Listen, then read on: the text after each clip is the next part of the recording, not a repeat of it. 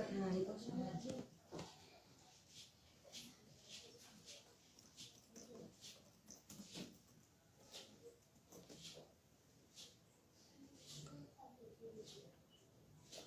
ြန်မာပြည်မှာ Federal ရေး Democracy ရေးလူ့အခွင့်အရေးနဲ့တရားမျှတမှုအတွက်တိုက်ပွဲဝင်နေကြကုန်သောပြည်သူပြည်သားပေါင်းတို့ခင်ဗျာကျွန်တော်ဦးမျိုးထိုက်တန်သိပါကျွန်တော်တို့ဒီຫນွေဦးဒေါ်လာရေးကြီးကအောင်မြင်မှုကိုအရယူခြင်းမှတပါအခြားမရှိကျွန်တော်တို့ဒီအောင်ဖို့နီလန်းများကိုအောင်ဖို့လုံနေသူများလုံနိုင်သူများဖြစ်အောင်မြင်မှုကိုအရယူကြမှာဖြစ်ပါတယ်နော်ဆိုတော့ဒီနေ့ကတော့အထူး live လို့ပြောလို့ရပါတယ်မြေပြင်မှာရှိတဲ့ဒေါင်းမင်းစစ်ကြောင်းကရဲဘော်ရဲမေတွေသူတို့တက်လာမှာဖြစ်တယ်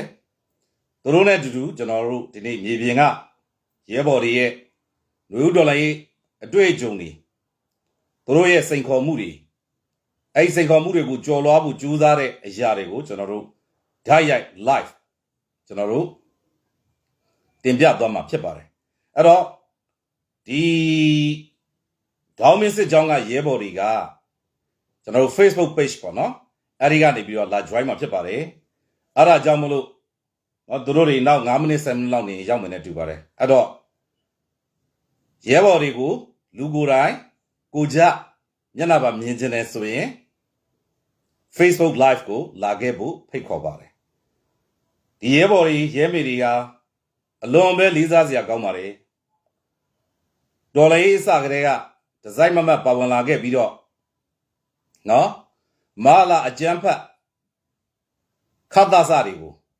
စခရခတွေကိုအပြုတ်နှံ့နေတာယနေ့အချိန်မှာဆိုရင်မာလာအကျန်းဖတ်စစ်တပ်ဟာပြုတ်ပြုံးလာပါပြီဂျုံကြလာပါပြီမာလာအကျန်းဖတ်စစ်တပ်ဟာတိုက်တိုင်းရှုံတက်တိုင်းပြက်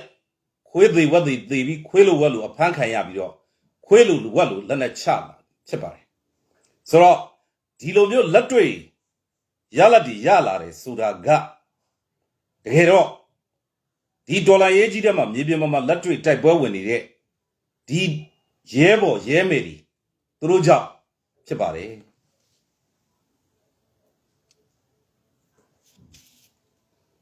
အဲ့တော့သူတို့ရဲ့မြေပြင်ပေါ်ကသတင်းစကားတွေသူတို့ရဲ့စိန်ခေါ်မှုတွေနော်အဲ့ဒါတွေကိုကျွန်တော်တို့နားထောင်ကြမယ်သူတို့ရဲ့လိုအပ်နေတဲ့အရာတွေကိုကျွန်တော်တို့ဝိုင်းပြီးတော့ဖြည့်ဆည်းကြမယ်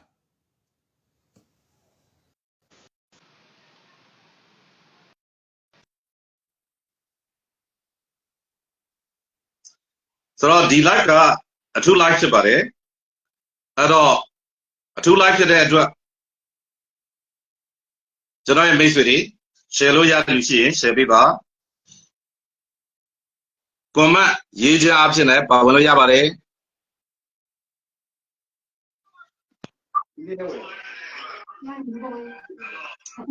မင်္ဂလာပါခင်ဗျာ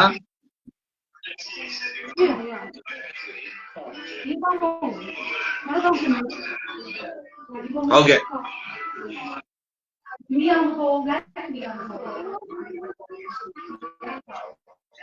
စနေဝေးသေးတယ်ကျွန်တော်ဒီဟိုမှာမြင်နေရပါပြီ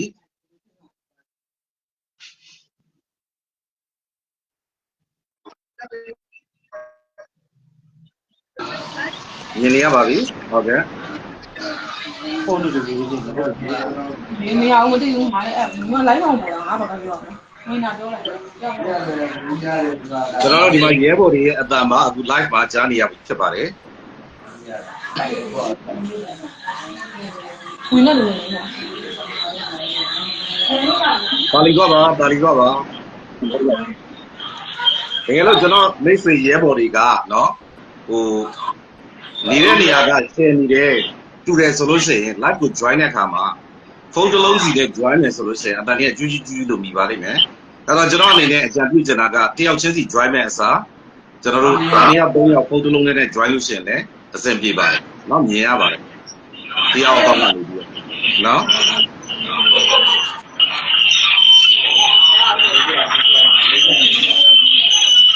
ဝါ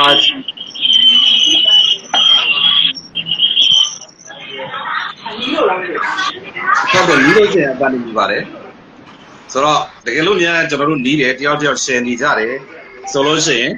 အကောင့်တစ်ခုကနေပြီးတော့နှစ်ယောက်သုံးယောက် join ရပါ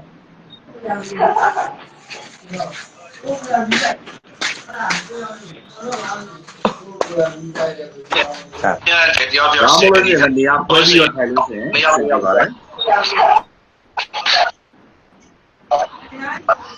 အတန်နေပါနေတာကကျွန်တော်တို့ဒါကဖြစ်နိုင်ခြေရှိတာက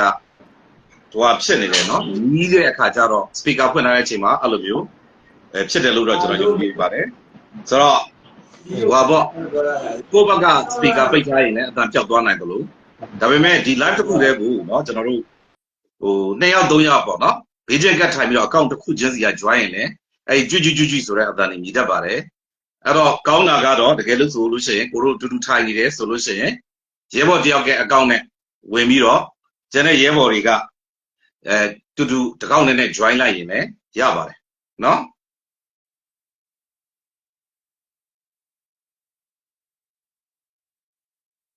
ကျွန်တော်ဘက်ကတော့မျက်နှာတွေမမြင်ရသေးဘူးဗျတက်လားကျွန်တော်ဘက်ကမျက်နှာတွေမမြင်ရသေးဘူးတက်လာတဲ့ရဲဘော်ရဲ့အကောင့်တွေတော့တွေ့ပါတယ်ကျွန်တော်အပ်ထားပေးပါတယ်အဲ့တော့ဟိုပါရဲဘော်တွေကိုရဲမေတို့အနေနဲ့เนาะဟိုကလုတ်ပါအချိန်ယူပြီးလုတ်ပါရပါတယ်เนาะကျွန်တော်ဒီမှာပြေးဘက်ကိုကြိုပြီးတော့တင်ပြထားလို့ရတယ်တကယ်လို့စပြီးတော့ပြောလို့ရပြီဆိုလို့ရှိရင်လည်းစပြီးတော့ပြောကြမယ်เนาะ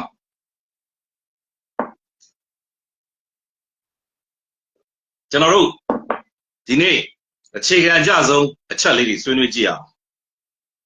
ကျွန်တော်တို့ဒီဒေါ်လာရေးကြီးအောင်ဖို့เนาะဒီဒေါ်လာရေးကြီးအောင်ဖို့ကျွန်တော်ပြည်သူတွေစဉ်းစားလို့ရတဲ့အချက်လေးတွေချရေးကြည့်ပါလားကွန်မန့်လာရေးကြည့်ပါလားဒီဒေါ်လာရေးကြီးအောင်ဖို့ဘာတွေလူတလဲအမြင်လေးတွေလာရေးကြည့်ပါလားအဲ့ဒါဆိုလို့ရှိရင်ကျွန်တော်တို့ပြန်ပြီးတော့ဆွေးနွေးလို့ရပါတယ်เนาะတစ်ချက်လောက်ကျွန်တော်မိတ်ဆွေများကျွန်တော်ဒီနေ့ပြောထားတဲ့ကြီးညာထားတဲ့အချိန်တည်းနည်းနည်းလေးနောက်ကျသွားပါတယ်เนาะဒီအတွက်လည်းကျွန်တော်အနေနဲ့တောင်းပန်အပ်ပါတယ်เนาะအချိန်မီကိုတက်ဖို့ကြိုးစားတော့လဲအချိန်နည်းနည်းလေးနောက်ကျသွားတဲ့အတွက်ကျွန်တော်အနေနဲ့အနုညွတ်တောင်းပန်အပ်ပါတယ်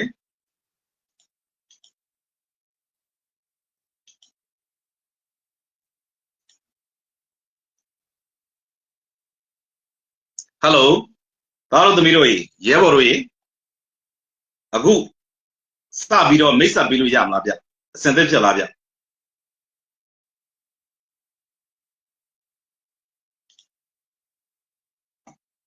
အစင်သစ်ဖြစ်လားမသိဘူးခင်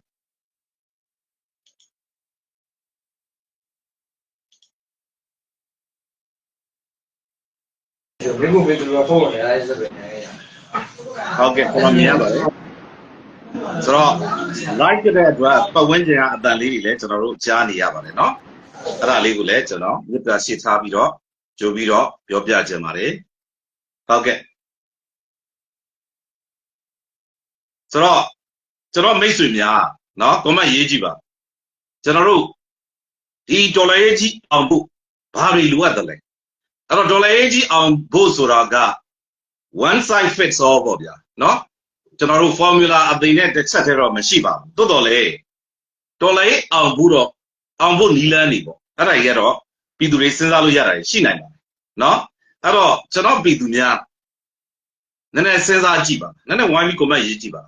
ဒေါ်လာရေးအောင်ဖို့ဘာတွေလိုအပ်တယ်လဲကျွန်တော်ဘာတွေလုပ်ရမှာလဲအဲ့တော့အခြေခံအကျဆုံးကကျွန်တော်တို့နှစ်ချက်ရှိပါတယ်เนาะနံပါတ်1ချက်ကကျွန်တော်တို့ဒီအရေးတော်ပုံကြီးမှာအောင်မြင်မှုကိုအရယူခြင်းမှတပါအခြားမရှိကျွန်တော်တို့ဒီအောင်မြင်မှုကိုအရောက်လှမ်းရမယ်ဒီအောင်မြင်မှုကိုရောက်လမ်းမယ်ဆိုလို့ရှိရင်ကျွန်တော်တို့ကအောင်ဖို့နီလန်းနေကိုအောင်ဖို့လုပ်နိုင်သူများနဲ့เนาะအောင်လုပ်ရမယ်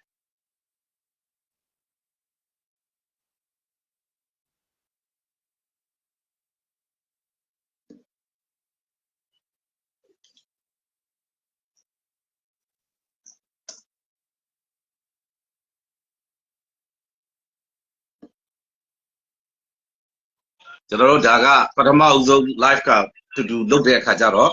စိတ်ခေါမှုရှိနိုင်ပါတယ်ဒါကမြေပြင်ပေါ်ရဲဘော်တွေဖြစ်တဲ့အတွက်เนาะဒီကျွန်တော်တို့ line ပေါ့ဗျာเนาะ line အခက်ခဲနဲ့ wifi နဲ့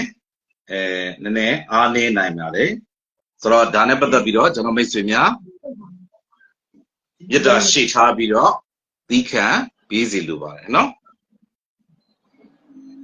ကျွန်တော်တို့ဒီနေ့ဒါပြည်သူရှိမှကျွန်တော်တို့တရားဝင်မိတ်ဆက်ပြီးတဲ့ခါကျရင်နောက်ပိုင်းကျလို့ရှိရင်ဆက်ပြီးတော့လှုပ်ရှားရှိတာလှုပ်ဖို့လိုပါတယ်ကျွန်တော်ရဲဘော်ဇော်ဝီရဲဘော်စုနှင်းချက်လက်ခံထားတယ်ဒါပေမဲ့အဲ့မှာပေါ်လားမပေါ်လားကျွန်တော်မသိဘူးကြာနော်တစ်ချက်လေးကြည့်ပေးပါ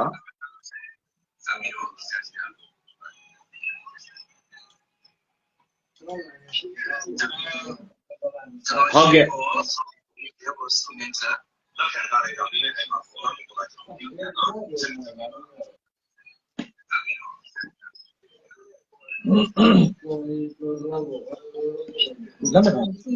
ရပါတယ်ဗျာနော်ကျွန်တော်ဒါပထမဆုံး live together ဆိုတဲ့အခါကျတော့နည်းနည်းစိန်ခေါ်မှုလေးတွေရှိနိုင်တယ်ဒါကိုကျွန်တော်တို့နော်ပြည်သူလည်းနားလည်ပါတယ်ဆိုတော့ကျွန်တော်တို့ဖြည်းဖြည်းချင်းလောက်သွားပြီးတော့ပြည်သူကိုချပြမယ်ပြည်သူတွေကဒေါင်းမင်းစစ်ကြောင်းနဲ့ဒေါင်းမင်းစစ်ကြောင်းကရဲဘော်တွေပြောရမယ်ဆိုလို့ရှိရင်တော့ကျွန်တော်တို့ unsung hero တွေပေါ့နော်ကျွန်တော်တို့လူမသိသူမသိနဲ့စူးစမ်းလုပ်ကိုင်နေတဲ့သူရဲကောင်းတွေသူတွေရဲ့သတင်းစကားတွေကိုကြားမှာဖြစ်ပါတယ်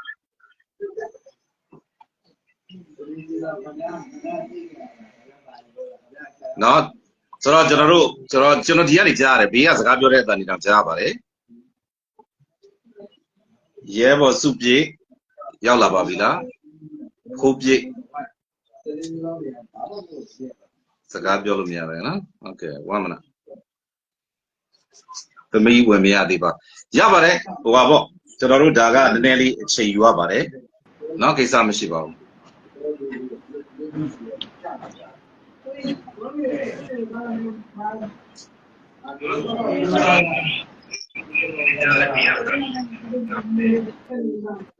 ရတယ်မင်းနောက်ပြည့်ရှိတော့ပါဘာတပတ်ကပြန်လမ်းပြောနေဆိုလို့စကားတွေကတော့လုံးဝပြီးနောက်ဟုတ်ကဲ့ကျွန်တော်ကြားနေရပါတယ်အတန်ကြီးဟုတ်ကဲ့နော်ကိုနိုင်ဝိုင်းကြားလားဗျကြားပါရဲ့ဟုတ်ကဲ့ကြားပါရဲ့ကိုဟုတ်ကဲ့ရဲဘော်ဟိုပါပေါ့ကျွန်တော်တို့ဒါကတော့ကျွန်တော်တို့ဒီတယောက်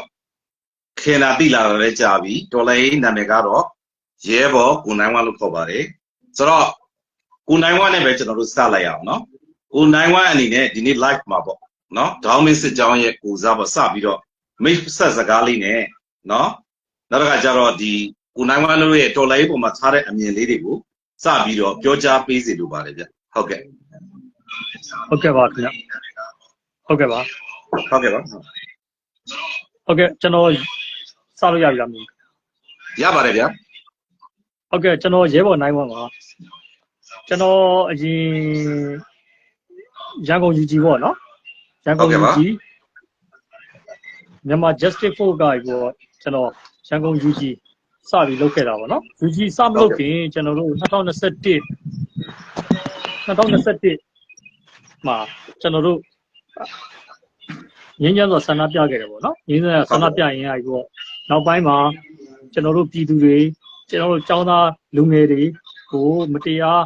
ပေါ့နော်ရဲဆက်ဖမ်းဆီးပစ်သက်ပေါ့နော်အဲ့လိုမျိုးတွေဒီစကားစားမအားလာလုပ်ခဲ့တဲ့အတွက်ကျွန်တော်တို့ဘာတွေးမိသွားလဲဆိုတော့ကျွန်တော်တို့ဒီလိုပုံစံနဲ့ကျွန်တော်တို့သွားလို့မရတော့ဘူးနိုင်ငံရေးလမ်းကြောင်းရကျွန်တော်တို့လက်နဲ့ဆွဲကင်ပြီးတော်လန်မရမယ်ဆိုပြီးကျွန်တော်တို့စခဲ့တယ်ပေါ့နော်စခဲ့တဲ့အချိန်မှာကျွန်တော်တို့ UG စလုပ်ဖို့အတွက်ကိုကျွန်တော်တပ်မ9မှာစပြီးတင်တက်တယ်တက်ပြီးတော့ကျွန်တော်ရန်ကုန်မှာစစ်ဆိုးရတောက်တိုင်တွေမှန်သမျှကျွန်တော်တို့ဟိုလုံးဝလက်ပတ်လို့မရစေရဆိုတဲ့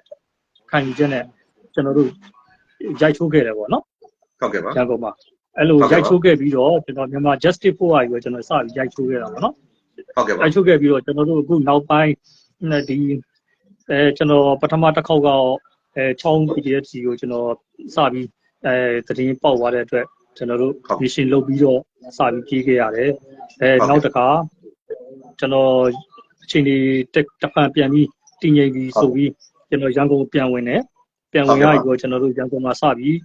mission တွေ လုတ်ဖို့အတွက်ကိုလူပြန်စုပြီးကျွန်တော်ပြန်ပြီးလုတ်ခဲ့တယ်ဒါပေမဲ့လုတ်ခဲ့နေရရောကျွန်တော်တို့ညီငယ်တွေတချို့ကျွန်တော်တို့ညီငယ်တွေရှိတယ်ကျွန်တော်တို့မျိုးနယ်တွေမှာကျွန်တော်တို့ယူကြည်လုတ်တဲ့ညီငယ်တွေရှိတယ်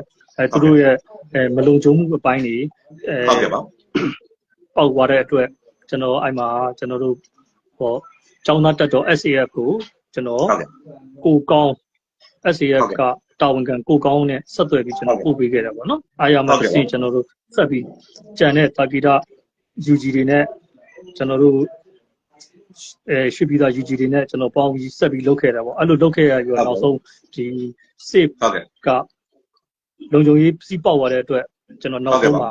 ကျွန်တော်ဒီကရင်ပြည်နယ်တပ်မ6နယ်မျိုးကျွန်တော်ရောက်ရှိလာတယ်ပေါ့နော်ရောက်ရှိလာပြီးကျွန်တော်အခုဘောင်းမင်းစစ်ကြောင်းနဲ့ပူးပေါင်းလိုက်ရတာပေါ့နော်ဘောင်းမင်းစစ်ကြောင်းနဲ့ပူးပေါင်းလိုက်တယ်ဆိုတော့ဘောင်းမင်းစစ်ကြောင်းမှာလည်းကျွန်တော်တို့ရန်ကုန်က UG တွေပါပဲဟုတ်ကဲ့ပါအားလုံးစုပြီးစစ်ကြောင်းအနေနဲ့ပြန်ပြီးဖွဲ့တဲ့အတွက်ဒါရန်ကုန်ကိုဝင်မဲ့တက်getအနေနဲ့ဒါညီမှန်းထားတဲ့အတွက်စစ်အာဏာရှင်ကိုပြီးတိုင်ရိုက်ချိုးမဲ့အနေသားဖြစ်တဲ့အတွက်ကျွန်တော်ဒီတောင်းဝင်းစစ်ကြောင်းပူးပေါင်းခဲ့တာပေါ့နော်ဟုတ်ကဲ့ပါကျေးဇူးအများကြီးတင်ပါတယ်ကိုနိုင်ဝိုင်းကျွန်တော်ပြည်သူကိုကြားထဲအဖြတ်ပြီးတော့တင်ပြရမယ်ဆိုလို့ရှိရင်ကိုနိုင်ဝိုင်းနဲ့ကကျွန်တော်ဒါမျိုးဦးတော်လိုက်တောက်ချက်မှာတွဲလုတ်လာခဲ့ပြီးတော့ကျွန်တော်တို့သိနေကြတဲ့ပုံကိုယ်တွေပါဆိုတော့ကိုနိုင်ဝိုင်းဒီရေပြင်ကျွန်တော်တို့เนาะအထဲမှာကိုဆက်အာဏာရှင်တွေရဲ့မျက်စိရှိမှောက်မှာသူတို့ရဲ့မျက်ခုံးမွေးပေါ်ကိုဇင်းတင်ရှော့ပြီးတော့သူ့လောင်းကြီးထပ်ပြီးတော့เนาะ UG ကိုတကယ်ကိုရဲတတ်တိရှိရှိနဲ့လုတ်ခဲ့တဲ့ပုံကိုကိုယ်လည်းပြောလို့ရှိရင်ကျွန်တော်တို့အရန်ကိုလေးစားစရာကောင်းတယ်ကျွန်တော်တို့ရဲ့သူရဲကောင်းတစ်ယောက်ပါလက်ရှိအချိန်မှာတော့ကျွန်တော်တို့ဒီမြို့ပြမှာနေဖို့အဆင်မပြေတော့တဲ့အခါကျတော့ကျွန်တော်အခုဆိုရင်တော့ကျွန်တော်လုံခြုံတဲ့နေရာမှာဒေါင်းမစ်စစ်ကြောင်းမှာဦးဆောင်ပါဝင်နေပါတယ်ဟုတ်ကဲ့ကိုနိုင်မကျေးဇူးအများကြီးတင်ပါတယ်ဆိုတော့နောက်တစ်ယောက်ကကျွန်တော်ရဲမီနော်ရဲနေကျွန်တော်နာမည်ကဖတ်တဲ့အခါမှားရင်တော့ပြင်ပေးပါနော်မဆုလက်နော်ဟုတ်ကဲ့ရှင်မင်္ဂလာပါဦးရေဟုတ်ကဲ့ပါဟုတ်ကဲ့ရဲဘော်အီမီပါရှင်ဟုတ်ကဲ့ပါဟုတ်ကဲ့ရဲဘော်အီမီဟွာပေါ့သမီးရဲ့ပေါ့နော်ဒီတော်လိုက်ပေါ်မှာပါဝင်လာတဲ့ပုံစံဘာကြောင့်ပါဝင်လာတဲ့တော်လိုက်ကိုဘယ်လိုမြင်လဲဘာတွေလုပ်နေတယ်ဆိုတာလေးကိုမိတ်ဆက်စကားလေးပြောပြပါဦးဗျဟုတ်ကဲ့ပါရှင်ပထမဦးစွာအနေနဲ့အခုလိုမျိုးဒါဦးရိုးနဲ့ကျန်တဲ့ရဲဘော်တွေရောပေါ့နော်ပြည်သူလူထုနဲ့အတူရိုက်လွှင့်ပြီးတော့မှဒီတော်လိုင်းရေးရဲ့အမြင်တွေပြီးလို့ရှိရင်တော်လိုင်းရေးပေါ်ပါဝင်မှုတွေကိုပြပြခွင့်ရတဲ့အတွက်ဝမ်းသာမိပါတယ်ရှင်ဟုတ်ကဲ့သမီးကတော့ပုံမှန်အဖြစ်ဆိုရင်တော့ဒါပုံမှန်တက္ကသိုလ်ကျောင်းသူတယောက်ပါပဲနောက်ဆုံးနေ့တက်နေနေမှာကိုဗစ်ကာလအခြေအနေတွေကြောင့်အကြောင်းပိတ်သွားတယ်အဲဒီနောက်မှာနောက်ဆက်တွဲအနေနဲ့နိုင်ငံရေးအခြေအနေတွေပေါ်ပေါက်လာတဲ့အခါမျိုးမှာအလုံးဆက်လုပ်တယ်ပေါ့ပုံမှန်အဖြစ်သမီးကတော့ဒီကျောင်းသားသမဂ္ဂမှာတော့ဘာကတများပွဲချုပ်မှာတော့တာဝန်ထမ်းဆောင်နေပေါ့နော်တာဝန်ထမ်းဆောင်နေရင်းနဲ့ဒီတက္ကသိုလ်မှာပူးတွဲပြီးတော့မှအလုပ်တွေဝိုင်းကူပေးတယ်ပေါ့နော်ကိုနိုင်တဲ့တာဝန်အဲဒီလိုအခြေအနေမျိုးကနေပြီးတော့ဒီຫນွေဦးတော်လည်းစတင်လာတဲ့ချိန်ခါမျိုးမှာလည်းမိသားစုမလုံခြုံမှုတွေပြီးရဲဘော်ရဲဘက်ချင်းမလုံခြုံမှုတွေကြောင့်တိန့်ရှောင်မိနေကြရတဲ့အခြေအနေထားကနေပြီးတော့မှဒီထောင်ထဲကိုလည်းရောက်သွားတယ်ပေါ့နော်ရောက်သွားပြီးတဲ့ကာလမှာတက်လာတဲ့အချိန်မှာလည်းကျမကြီးကမကောင်းဘူးအဲ့ဒီလိုကာလမျိုးမှာလည်းလူမျိုးနေဒေသတစ်ခုကိုချိတ်ဆက်ပြီးတော့မှအဲ့ဒီနေမြေကဒီနေမြေတာဝန်ခံနေတဲ့အတူတူထောက်ပို့အနေနဲ့တော့လှုပ်ဝိုင်းကူခဲ့တယ်အဲ့ဒီအနေထားမှာပဲကျမကြီးကိုကူစားခဲ့တယ်ပေါ့နော်နောက်ပိုင်းမှာဒီတရင်တပွဲစတင်ဖို့အတွက်တောင်းမင်းစတင်မယ်ဆိုပြီးတော့မှရဲဘော်ရဲဘက်ဟောင်းတွေကနေပြီးတော့မှတီးပေးလာတယ်ပေါ့နော်အဲ့လိုအချိန်ကမျိုးမှာသမီးအနေနဲ့ကျမကြီးကလည်းကောင်းလာပြီးငါလုံနိုင်တဲ့ကဏ္ဍကနေဘလို့ကဏ္ဍပဲပါဝင်ရဆက်လက်လှုပ်ရှားမယ်ဆိုပြီးတော့မှနောက်ထပ်နေမြေတစ်ခုကိုချိတ်ဆက်ပြီးတော့သမီးစစ်ကြောင်းစတင်တဲ့အချိန်ကမှတမဟာတစ်ခုမှာသမီးစတင်ပြီးတော့ပါဝင်ခဲ့တယ်ပေါ့နော်ဟုတ်ကဲ့ပါဟုတ်ကဲ့အဲ့ဒီအချိန်ကနေပြီးတော့အခုဆို၄နှစ်ကျော်လာပြီတော်လိုင်းရေးစတင်တဲ့အချိန်ကနေပြီးတော့မှအခက်အခဲကိုစီခိကြတဲ့ကြားကနေလက်ရှိမှာဆိုလို့ရှိရင်တော့အခုဆုံတွေ့နေရတဲ့ရဲဘော်ရဲဘက်တင်နဲ့တာဝန်တစ်ခုကိုကဏ္ဍတစ်ခုကိုပါဝင်ရင်းနဲ့မှဆက်လက်လှုပ်ရှားနေပါတယ်ရှင်ဟုတ်ကဲ့ပါကျေးဇူးကြားကြီးတင်ပါတယ်ရင်းမေနော်ရဲဘော်အေမီပါဟုတ်ကဲ့ပါနောက်တရားကျွန်တော်တို့မိတ်ဆက်ပေးပြရစီဟုတ်ကဲ့အကိုကြီးရေဟုတ်ကဲ့တားရေဟုတ်ကဲ့ပါဟိုကနာမည်လေးနဲ့မိတ်ဆက်ပေးပါအောင်ဗျနော်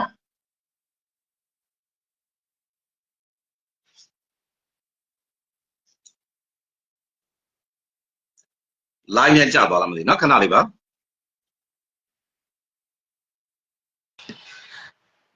ဟုတ်ကဲ့ခဏလေးနော်ကျွန်တော်တို့ကမိုင်ပေါင်းထောင်ချီဝေးနေကြတယ်နော်မိုင်ပေါင်းထောင်ချီဝေးတယ်ပြီးတော့အခုလက်ရှိဒေါမင်းစစ်ကြောင်းကရဲဘော်တွေဆိုလို့ရှိရင်လည်းမြေပြင်ပေါ်ကဆိုတော့Wi-Fi ချင်းချိတ်ဆက်ရတာနည်းနည်းလေးတော့လှမ်းပါတယ်ဝေးပါတယ်ဒါပေမဲ့ကျွန်တော်တို့ရဲ့နှလုံးသားတွေကတော့အများနဲ့နီးစပ်ပါတယ်ဗျာနော်ဆိုတော့ခဏလေးပါကျွန်တော်နောက်ထပ်ရဲဘော်တရားကို live ပေါ်တင်နေပါတယ်ဟုတ်ကဲ့ခဏလေးစောင့်ပေးပါဒါပေမဲ့ကျွန်တော်ပြည်သူတွေကတော့နားလည်ပါတယ်နော်နားလည်ပါတယ်ကျွန်တော်တို့ဒါစင်ခေါ်မှုတွေကြားထဲကနေပြီးတော့လောက်ကြတယ်ပြည်သူတွေကိုသိအောင်လို့ကျွန်တော်တို့တင်ပြမှာဖြစ်တယ်ဟုတ်ကဲ့ရဲဘော်ကျွန်တော်နာမည်လေးမိတ်ဆက်ပေးပါအောင်ဗျနော်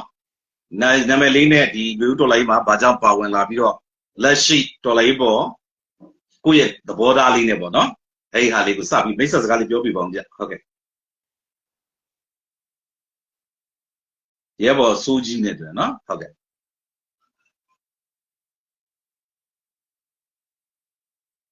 ကြားလားမသိဘူးဗျ line ကောဝင်ရလားမသိ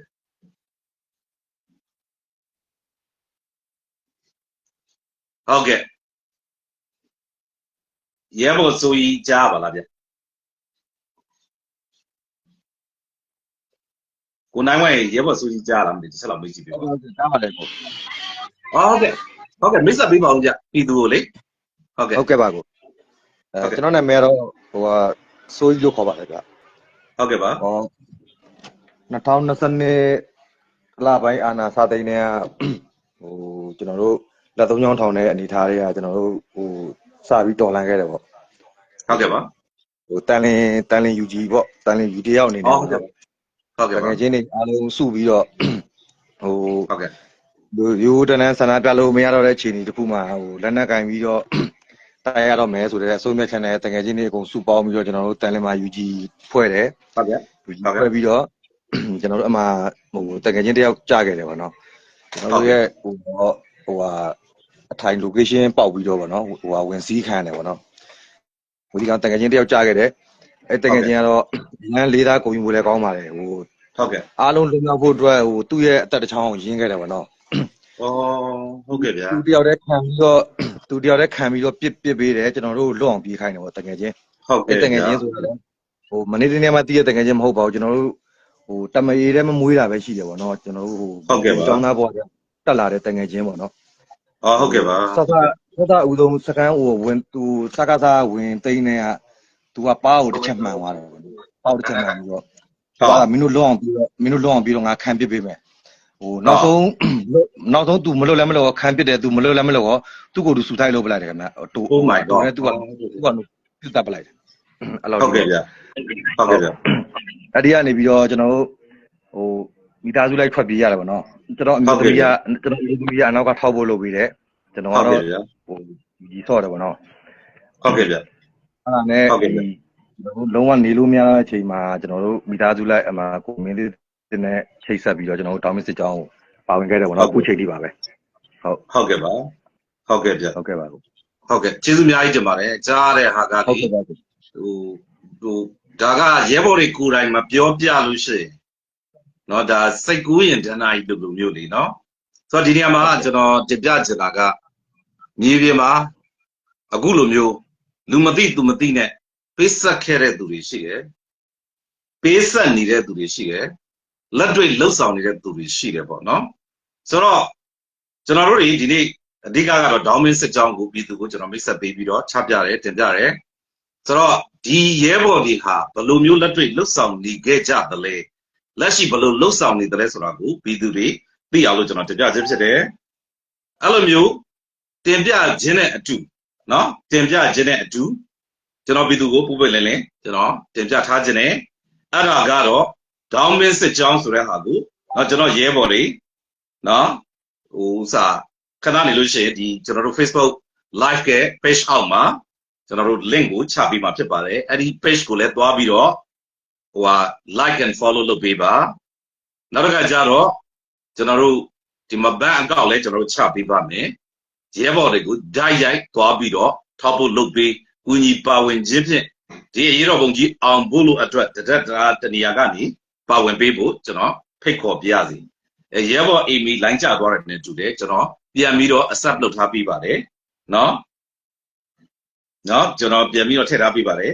ဆိုတော့တကယ်လို့မဖြစ်လို့ရှိရင်ပြန်ပြီး request လုပ်ပေးပါနော်ကျွန်တော်တို့ပြန်ပြီး accept လုပ်ပေးပါမယ်ဒါကိုလည်းကျွန်တော်တင်ပြနေပါတယ်ဟုတ်ပြီအဲ့တော့ရဲဘော်91ကို91ရှိလားမသိအဲ့တော့ရဲဘော်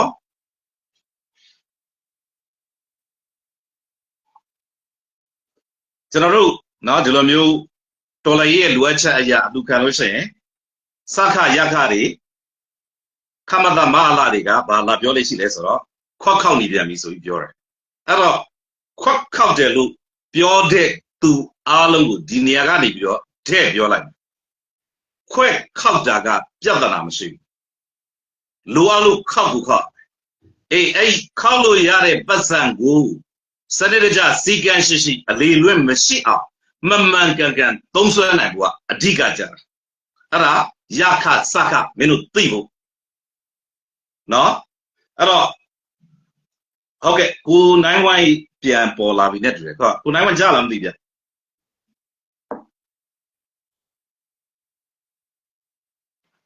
ဟုတ်ကဲ့ကြားပါတယ်ဟုတ်ကဲ့ကျွန်တော်တို့ဒီຫນွေဦးတော်လိုင်းရေးကြီးပေါ့ဗျာနော်အခုဆိုလို့ရှိရင်၄နှစ်ကျော်၅နှစ်လောက်ထဲကိုရောက်လာပြီဆိုတော့ဒီဒေါ်လာရေးကြီးပေါ်မှာကိုနိုင်ဝမ်အနေနဲ့ပေါ့နော်ဘာတွေဘလို့လှုပ်ချင်စိတ်တွေရှိသလဲဒီဒေါ်လာရေးကြီးအောင်မြင်မှုဘာတွေလိုအပ်တယ်လို့ထင်လဲအဲ့ဒါလေးတစ်ချက်လောက်ကျွန်တော်ကိုနိုင်ဝမ်ရဲ့အမြင်ကိုလွတ်လပ်ပေါ့ပါပွင့်လင်းရင်းနှီးစွာပြောပြပေးပါအောင်ဗျဟုတ်ကဲ့ဒီဒေါ်လာရေးကြီးကိုအောင်မြင်မှုအတွက်ကျွန်တော်တို့ကဂန်းကင်နေလို့လည်းမပြီးဘူးနိုင်ငံရေးအတွေးခေါ်လည်းရှိဖို့လည်းလိုတယ်ကျွန်တော်နိုင်ငံရေးဂန်းကင်နေလို့လည်းမပြီးဘူးနိုင်ငံရေးအတွေးခေါ်ရှိဖို့လည်းလိုတယ်ဆိုတာနိုင်ငံရေးအသိစိတ်တဲ့ပေါ့နော်ဟုတ်ကဲ့ပါကျွန်တော်တို့ထိုင်ပြီးပေါ့နော်ကို့မှာပါခြင်းတဲ့စိတ်လေးရှိုံနေတော့ပေါ့နော်မပြီးဘူးပေါ့နော်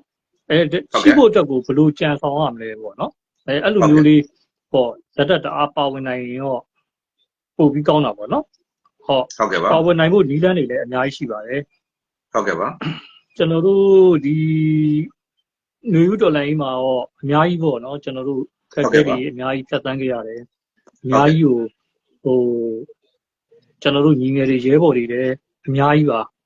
အများကြီးပြည့်စက်ခဲ့ရတယ်အများကြီးရှိပါတယ်ဟုတ်ကဲ့အဲ့ဒီမှာဆိုလို့ရှိရင်မှတ်ရရပေါ့နော်ကျွန်တော်တို့စိတ်မကောင်းတာကကျွန်တော်ကနိုင်ဝမ်းဟုတ်ကဲ့ကျွန်တော်အောက်မှာကျွန်တော်အောက်မှာ92ဆိုတာရှိတယ်ဟုတ်ကဲ့ဗျ92တို့ဘာလို့လဲရှိသေးတယ်86တို့ဘာလို့လဲရှိတယ်ရန်ကုန်တိုင်းတပ်မှတက်ဆွဲရပါဒါကျွန်တော်ညီငယ်တွေအမိတ်ညီငယ်တွေဒါပေမဲ့သူတို့ဒီစစ်ခွေးရပြီပေါ့သူတို့ဆွဲသွားတယ်ပေါ့နော်စစ်ခွေးဆွဲသွားတဲ့အချိန်မှာငါတို့ပဲအပါခံမယ်ကြံတဲ့လူတွေဆက်လုပ်ပါစေဆိုတဲ့အနေနဲ့လုံးဝမပြောပါဘူးပေါ့နော်ဒါဘယ်လိုပါတယ်ဆိုတာလုံးဝမပြောပါဘူးအဲ့တခုကပေါ့ကျွန်တော်ဂျင်းထဲမှာလုံးဝအခုချိန်ကြီးခံစားနေရတာပေါ့နော်ဟုတ်ကဲ့လုံးဝဒါညီငယ်တွေရဲ့သစ္စာရှိတာနော်အသက်ကိုသိပြီးသစ္စာရှိတယ်ဟုတ်ကဲ့ဒါအခုဆိုလို့ရှိရင်ဒါညီငယ်တွေအခုတာဝတီမှာကြာနေပါပြီဒါကျွန်တော်ညီရင်းနဲ့ပါတယ်71လည်းပါတယ်ဒါတာဝတီမှာကြာနေပြီပေါ့နော်ဟုတ်ကဲ့ကျွန်တော်နဲ့အတူတွဲလုပ်ခဲ့တဲ့ AK ဆိုလို့ရှိရင် SCF ကျောင်းသားတက်တော်မှာတာဝန်ထမ်းဆောင်နေပါပြီဟုတ်ကဲ့ခင်ဗျဟုတ်ကဲ့ကျွန်တော်တို့အခုဒီကျွန်တော်တို့ဒီ campaign လေးမှာလိုအပ်တာကတော့ကျွန်တော်တို့အခုကန်ရင်တပ်ဖွဲ့တွေကျွန်တော်တို့အများကြီးပေါ့နော်ကျွန်တော်တို့ကစစ်ကြောင်းကဖွဲ့စည်းတော့မယ်ဆိုတဲ့အနေအထားမှာကျွန်တော်တို့လိုအပ်ချက်တွေရောပြောရမယ်ဆိုရင်ရောတကယ်လိုအပ်တယ်တကယ်လိုအပ်လို့လည်းတကယ်ကျွန်တော်တို့ဒီနေရာကြီးတော့ပြည်သူဟုတ်ကဲ့အာနာနဲ့အခုကြောင်းလိုက်ရတာပါကျွန်တော်တို့လက်ထဲမှာရှိနေရင်တော့ကျွန်တော်တို့မတောင်းပါဘူးတကယ်ကျွန်တော်တို့တကယ်လိုအပ်လို့တကယ်လို့ပြည်သူကိုချပြပြီးကျွန်တော်တို့ကူညီတောင်းတာကူညီတောင်းတယ်ဆိုတော့ကျွန်တော်တို့မှာအခုဆိုလို့ရှိရင်ကျွန်တော်တို့ဒီကျွန်တော်ကြီးကအုပ်ထုပ်တွေကျွန်တော်တို့ကြီးကအင်ကြီး equipment တွေကျွန်တော်တို့လိုအပ်နေတယ်ပေါ့နော်အဲ့ဒီလိုအပ်နေတဲ့ဥစ္စာတွေကိုမိဘပြည်သူအနေနဲ့တအားပေါ့နော် ကိုနိုင်တဲ့ဘက်ကကြီးပေါ့ပါဝင်ပေးနိုင်မယ်ဆိုလို့ရှိရင်ကျွန်တော်တို့က ဟုတ်ကဲ့ ကျွန်တော်တို့ဘက်ကလည်းဟိုဒီကိုတွေကကျွန်တော်တို့ခံယူချက်နဲ့ရှောက်လန်းနေတဲ့ ဟုတ်ကဲ့ လူတွေကြီးပဲစုဖွဲ့ထားတဲ့အဖွဲ့ဖြစ်တဲ့အတွက်ကျွန်တော်တို့ကလုပ်เสียရှိတာကိုကျွန်တော်တို့ကဒီစစ်အာဏာရှင်ကိုပြုတ်ကြရေးအတွက်လုပ်เสียရှိတာကိုကျွန်တော်တို့ကဆက်ပြီးလုပ်သွားမှာပါဒါကကျွန်တော်တို့ဘက်ကကြီးပဲသစ္စာဒိဋ္ဌံပြုထားတာပါကျွန်တော်တို့ ဟုတ်ကဲ့ပါ ဒါတော်လိုင်းကြီးမှာစလုပ်တာလည်းကျွန်တော်တို့စပြီးသစ္စာဒိဋ္ဌံပြုထားတာဒါကျွန်တော်တို့အသိစိတ်နဲ့ကျွန်တော်တို့ပြုထားတဲ့သစ္စာဒိဋ္ဌံ ဟုတ်ကဲ့ဟုတ်ကဲ့ကျေးဇူးအများကြီးတင်ပါတယ်ဟုတ်ကဲ့ကြားတာကလေတကယ်ကိုရင်ထဲမှာလေရုပ်ရှင်ထက်ကိုစမ်းကြယ်ပြီးတော့လေးစားစရာကောင်းတဲ့ကျွန်တော်တို့ရဲ့သူရဲကောင်းအာဇာနည်ပါနောက်ခုနကပြောပြသွားတယ်တန်လျင်မှာတယောက်တည်းအသေးခံပြီးတော့ရန်သူကိုခံပြပြသွားတယ်တခါအခုကိုနိုင်ဝမ်းပြောပြတယ်လို့မျိုးရဲဘော်ရဲဘက်တွေရဲ့သက်စာရှိမှုအထူးသဖြင့် UG ရဲဘော်တွေသက်စာရှိမှုက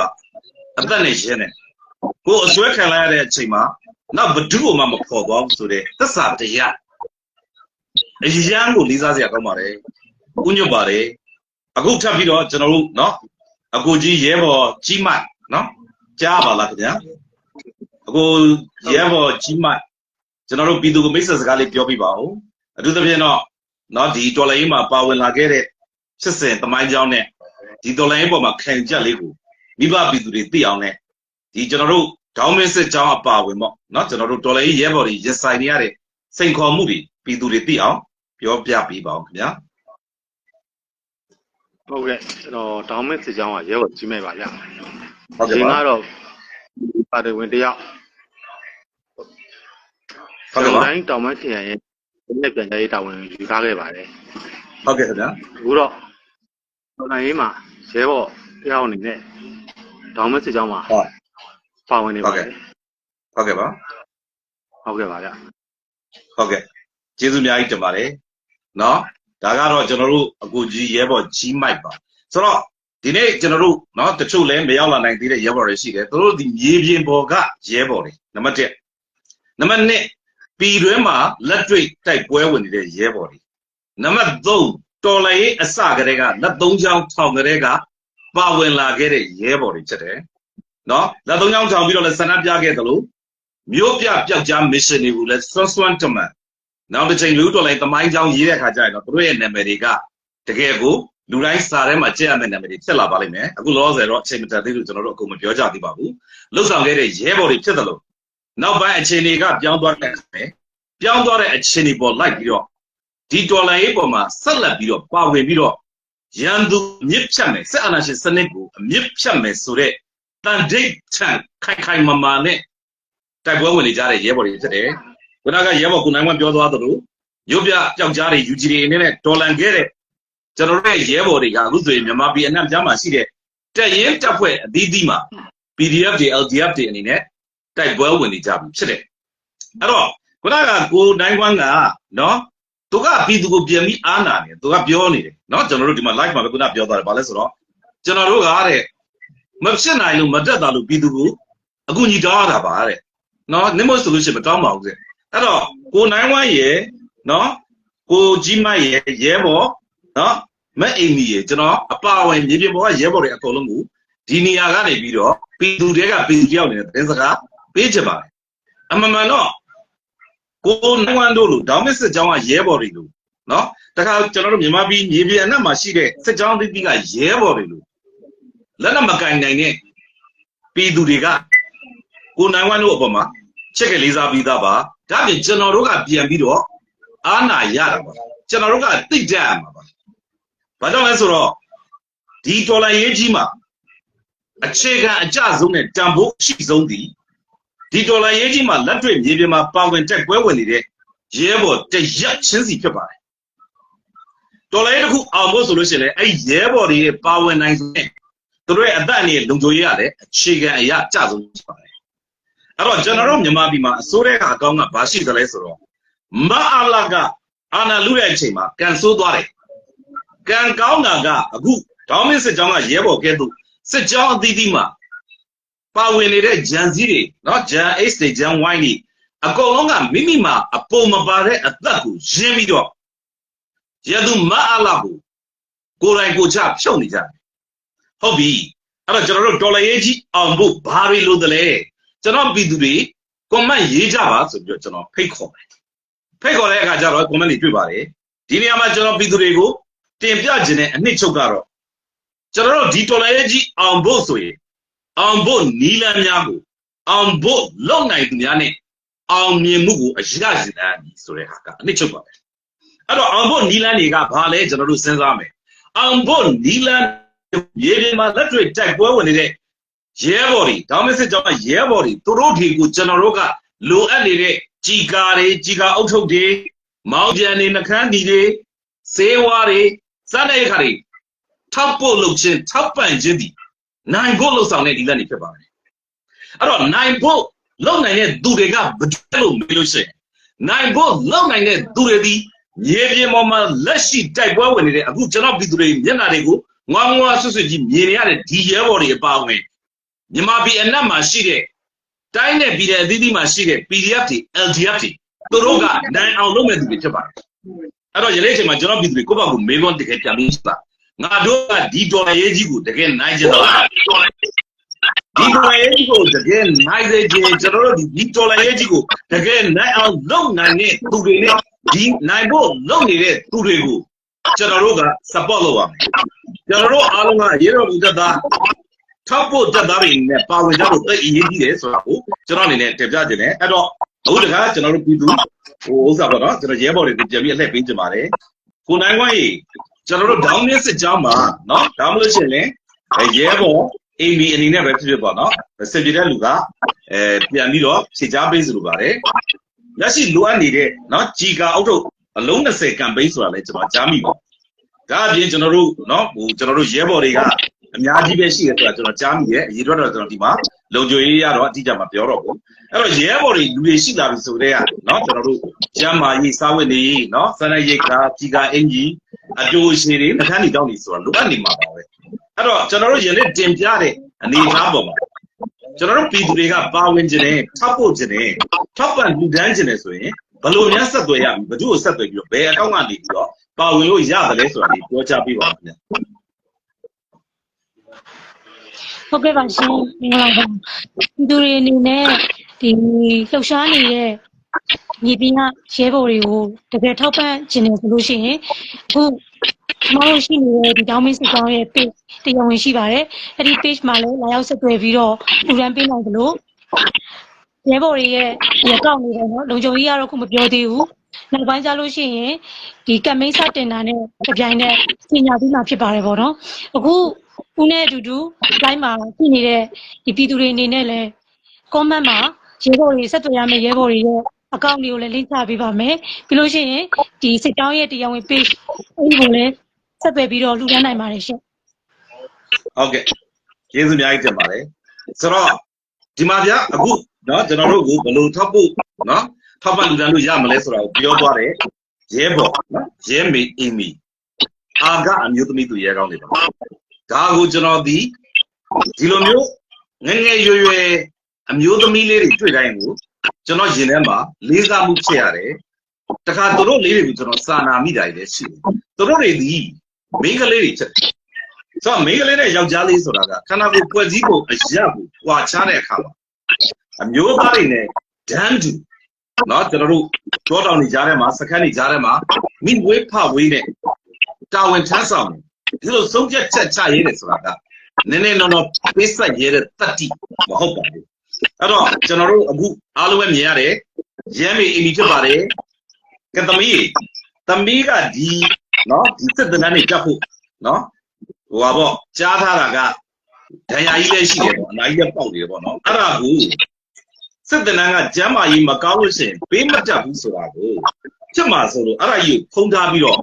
စစ်တနန်းကိုရအောင်တက်ခဲ့တယ်ဆိုတဲ့အခါကိုလေးစားပွဲကြားခဲ့ဘူးပါတယ်ဒါနဲ့ပတ်သက်ပြီးတော့ဦးတိုက်ကိုတော့ကျွန်တော်တယောက်မဟုတ်ဘဲနဲ့ပြည်သူတွေပါသိအောင်နော်နည်းနည်းလေးအဲ့ဒီအတွေ့အကြုံလေးကိုပြည်သူတွေကိုပြန်ပြီးတော့ဝေမျှပေးပါအောင်ဗျကဲရဲမေအီမီပြောပြပေးပါဗျကျေးဇူးပါဟုတ်ကဲ့ပါရှင်အခုကပြန်ပြီးနေတဲ့ပုံမှာအဲ့ဒီတော့ဖြစ်ပျက်တွေကိုပြန်မြင်အောင်ပြီးတော့မှဒီချက်တန်းခဲ့တဲ့အတိုင်းအတာတွေကိုလည်းသတိရစေတယ်ပေါ့နော်ဘာလို့ဆိုတော့တော်လိုင်းကလင်းနေကြော်လာတာနဲ့အမျှ သမီးတို့ဖြတ်တန်းခဲ့တဲ့အတိတ်ကဒီဆာလာတွေဆိုတာကလည်းအနာဂတ်ကိုဒီမှန်းချက်တွေအတွက်အဲ့ဒီကိုဖြတ်တန်းပြီးတော့ဖြည့်ဆက်လာတာဖြစ်တယ်ပေါ့နော်အခုပြစ္ဆုတ်ပံမှာအခုစကားပြောနေတယ်လုံးနေတယ်ဆိုတာကလည်းအနာဂတ်မှာဒီမှန်းထားတဲ့ပြည်သူတွေရဲ့ဆန္ဒနဲ့တစ်ဖက်တည်းဖြစ်ဖို့အတွက်ကိုသမီးတို့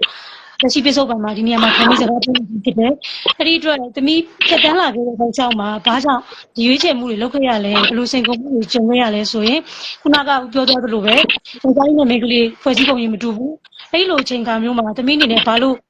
့တင်နန်းတက်ဖို့ရွေးချယ်တဲ့အခါမှာစစ်တင်နန်းကိုဘယ်လိုရင်ဆိုင်ခဲ့ရလဲဆိုရင်ဒီထဲမှာတောင်ကျိုးတွေရှိနေတယ်ပေါ့ဘာလို့ဆိုတော်လန်ရေးကာလမှာဒီထောင်ထဲကိုရောက်ခဲ့တဲ့အချိန်မှာသူတို့ရဲ့နှိမ့်ဆက်မှုတွေစကလုံးတွေဖြတ်တန်းခဲ့ရတဲ့နာကျင်မှုတွေရင်းနှီးတော့ဒီကြုံတွေ့ခဲ့ရတဲ့ဖြစ်ပျက်တွေအားလုံးဟာဘာနဲ့မှမတူဘူးအဲ့ဒီဟာကိုပြန်ပြီးခုနေပြောပြလဲအဲ့ဒီခန်းစားချက်နဲ့ခုခန်းစားချက်ကတော့မတူညီနိုင်ပါဘူးအဲ့ဒီအချိန်ကတော့ခံပိတ်ထားတဲ့ထောင်ထဲမှာနေခဲ့ရတဲ့ခန်းစားချက်တွေနာကျင်ချက်တွေအခုလိုပြန်ပြောတဲ့အခါမှာအတိတ်တော့ဖြစ်သွားပြင်မဲ့ဒီလိုပြောရတဲ့ဖြစ်ပျက်တွေကအဲ့ဒီကာလအချိန်ကာတော့ဆိုရင်ဘာနဲ့မှလဲလို့မရတဲ့ခံစားမှုတွေပါပဲအဲ့ဒီအတွက်ကိုသမီးတို့ကျန်းမာရေးကောင်းလာပြီးတော့ဘာလုံးနိုင်လဲလို့ပြောတဲ့အခါမျိုးမှာစစ်တင်တန်းရှိလာတယ်အဲ့ဒီစစ်တင်တန်းကိုရွေးချယ်ဖို့အတွက်သမီးကတင်တန်းမတက်ခင်မှာဓာကြီးအနေနဲ့ပေါ့စကန်းမှာလူစုနေတဲ့ကာလမှာဒီတင်တန်းကြီးတက်ကနေတင်တန်းပေးရပေါ့နော်ဘာလို့ဆိုတင်တန်းကြီးတက်တဲ့အခါမှာကိုယ့်ဘက်ကနေပြီးတော့ဂျုံတီမှုတွေလည်းပိုရှိနိုင်အောင်လိလာမှုတွေလည်းကောင်းအောင်ဆိုပြီးတော့ဒါတင်ယူရတဲ့အချိန်မျိုးမှာဂျာတူမှုချင်းနေတောတောင်ရင်းတွေတဘာဝအပြောင်းလဲကျမကြီးချင်းတွေကမတူညီနိုင်တဲ့အခါမျိုးမှာအမျိုးလေးချင်းလုံရင်းထဲမှာလက်မှာတင်လာရတယ်ပေါ့အဲ့တန်ကလည်းတစ်တိလေးကနေကြီးသွားတာဘာကြောင့်လဲဆိုလို့ရှိရင်ညီကြီးတက်ကနေပြီးတော့မှဒီပြင်လောက်တဲ့အခါမျိုးမှာဒဲဆူပြီးတော့မှဒါသွေးဆူနာပုံစံမျိုးဖြစ်သွားတယ်ပေါ့ဒါပေမဲ့သမီးတို့ကလေ့ကျင့်ရေးလုပ်တဲ့အခါမျိုးမှာဒီကလေးရေးဖို့ရေးပဲဆိုတာကမရှိဘူးဒါပေမဲ့အဲ့ဒီယောက်ျားလေးရေးတဲ့နေရာလဲကိုကိုဒန်းတူသူတို့နဲ့လှုပ်လှုပ်နိုင်အောင်ဆက်ခေါ်ပေးခဲ့တယ်ဂျုံကြီးချက်တွေလည်းပိုရှိစေခဲ့တယ်ပေါ့အဲ့ဒီလိုကာလမျိုးမှာတင်းတိုင်းကြီးမတက်ခင်ကသမီးကဒီနေရာရတဲ့အတွက်ကြောင့်တိုးဝက်ထားတယ်ဘာလို့တိုးဝက်ထားလဲငါတင်းတိုင်းကြီးတက်ပြီးတော့စစ်ပညာတွေကိုမတင်ယူမလေးနိုင်နိုင်ပါဘူးစိတ်ပူတယ်အဲ့ဒီလိုခါမျိုးမှာကြုံတွေ့ရတဲ့ခါကျတော့စီးအောင်စီကန်းကိုလည်းတွားမှာကိုဝေးတဲ့ခါမျိုးရှိတဲ့အတွက်ကြောင့်လက်မဆက်တဲ့ရေးစမပြေဘူးဒါကြောင့်လည်းဖုံးကွယ်ထားတယ်ပေါ့နော်ဒီဆက်လို့တယ်ဒါပေမဲ့ဘောင်းဆောင်ပြောက်ကတွေ့သွားတဲ့အခါမျိုးမှာတော့ဒါမဖြစ်သေးဘူးဖွဲ့စည်းရမယ့်အနေအထားမျိုးတွေဖြစ်တဲ့အတွက်ကြောင့်ဆိုပြီးတော့နီးစက်ရတော်လိုင်းစီကန်းတစ်ခုကိုပို့ပေးတယ်အဲ့ဒီရောက်တဲ့အခါမှာစုခံရတယ်ပေါ့အဲ့ဒီမှာမေကုတစ်ခုတော့ဒီကျင်ပေါ်ခံစားရစီတယ်ပေါ့နော်မင်းတက်မျိုးလေးနဲ့ဘာလို့ဒီလေးကိုရွေးချယ်တာလဲမိကလေးဖြစ်တယ်ဘာလို့ဒီဒုက္ခကိုဘာလို့ခံစားရလဲလို့မေးတယ်ပေါ့သမီးအနေနဲ့ပြန်ကြည့်လိုက်တယ်ဟုတ်ပြီဒါဆိုလို့ရှိရင်သမီးတို့ရှေ့ဆက်လောက်ရမယ့်လုပ်တွေအတွက်တာဝန်နိုင်တဲ့ကဏ္ဍအသီးသီးကနေလုပ်ဖို့တို့ဒီအတွက်ကြောင့်နောက်ဆုံးရမှာလားဒီအကြောင်းအတွက်ကြောင့်နောက်ဆုံးရမှာလားအချက်တွေကြောင့်ဟိုပေါ့ဝေစီတယ်ပေါ့နော်ဒါပေမဲ့အဲ့လိုအချိန်ကကျေးဇူးတင်ဖို့ကောင်းတာကတရားဝင်တွေကလည်းတော်လိုင်းဘက်တော်သားတွေဖြစ်တဲ့အတွက်ကြောင့်အမြန်ဆုံးနဲ့အနာကျက်နိုင်အောင်ကုညီဆောက်ရှောက်ပေးတဲ့အတွက်ကြောင့်တရားအတွက်ကိုအဆင်ပြေသွားတယ်ဒါပေမဲ့တင်နှံတက်မဲ့အချိန်ကာလမျိုးမှာသမီးရဲ့တရားမကျက်သေးဘူးဒါပေမဲ့သမီးပြင်ပါတယ်ပေါ့နော်ခေါင်းဆောင်တွေကိုတင်နှံတက်ချင်တယ်သင်ပေးပါပေါ့နော်ဒါပေမဲ့သမီးတွေကမပေးဘူးထပ်ပြီးတော့တရားကြီးထွားလာရင်ကြီးမားလာရင်ပို့ပြီးတော့အသက်အန္တရာယ်ပြစ်နိုင်မှာဆိုတဲ့အတွက်ကြောင့်တားမြစ်ကြတယ်ဒါပေမဲ့နောက်ဆုံးတော့မရတော့ဘူးဒီတင်နှံကိုရအောင်တက်မယ်တင်နှံတက်တဲ့ကာလမှာပထမပတ်စဉ်မှာလဲဂျာကာလာမှာဆိုလို့ရှိရင်ကြီးမမပြင်းပြထန်မလုပ်ရတော့ပါဘူးဆိုတဲ့အကြောင်းပြချက်တွေပြီးတော့မှရအောင်ပြင်သွင်းပြီးတော့တင်နှံကိုရောက်သွားတယ်ကန့်သွင်းပြီးတဲ့အခါမှာလည်းမိမိလေးကိုပြရတဲ့အတွက်ကြောင့်အများကြီးဝမ်းသာတယ်ပေါ့နော်ဆိုတော့အဲ့ဒီလိုချိန်ကမျိုးပါဆိုလို့ရှိရင်ဒီလိုကြုံတွေ့ရတဲ့ဖြစ်ပျက်ကဘာနဲ့မှမနေနိုင်ဘူး။ဘာလို့မြို့ပေါ်မှာနေတော့ကာလနဲ့တိုးထဲမှာနေရတဲ့ကာလလုံးဝစားနာနေတဲ့အခါမျိုးမှာဒါချက်တွေလုံးဝမနေပါဘူးပေါ့နော်။ဒါပေမဲ့သမီးရအောင်ရှေ့ဆက်တယ်။ဒါပေမဲ့သမီးရဲ့ရင်ထဲမှာရှိနေခဲ့တဲ့စည်ရင်းမယ်တိုက်ကရဲပေါ်ဖြစ်ချင်တဲ့ဆိုတာမျိုးနဲ့စည်ရင်းခံရရန်တင်းပါတယ်ကောင်းပါတယ်ပေါ့။ဒါပေမဲ့သမီးတက်နိုင်တဲ့ကဏ္ဍကနေပါဝင်နိုင်ရင်ဂန်းကောင်တော့မဟုတ်ပါဘူးထောက်ဖို့ပဲဖြစ်ဖြစ်ကြာရကဏ္ဍကနေတိုင်နေယူပေးနိုင်ရင်ငါတော်လိုင်းလုံးနေတာပဲဆိုတော့အသိဝင်သွားတယ်အဲ့ဒီအသိကလည်းဗမာဝင်လဲဆိုရင်လေ့ကျင့်ရေးဆင်းတဲ့အချိန်ခါမျိုးမှာခြေတန်းမရှင်ပုံစံမျိုးနဲ့လေ့ကျင့်ရေးဆင်းရတဲ့ဒီနေ့ကြုံရတယ်ပေါ့အဲ့လိုကြုံရတဲ့အခါမှာသမီးနဲ့အတူတူဖြစ်စင်နောက်စင်ပေါ့နော်သွားတဲ့ရဲဘော်ကအခုတော့ကြာသွားပါပြီဒီစိတ်ချမ်းသာနဲ့တက်ပြေးသွားပါပြီပေါ့သူဆိုလို့ရှိရင်လည်းတက်ချက်မိတောင်မဖြစ်သေးဘူးအခန်းကိုရောက်လာတဲ့အချိန်မှာသူ့ငယ်ချင်းနေနဲ့ရောက်လာသူနဲ့အတူတူလက်တွဲပြီးတော့မှမရှင်လုပ်တဲ့အချိန်ကမှသမီးတွေယောက်ျားလေးတူတူ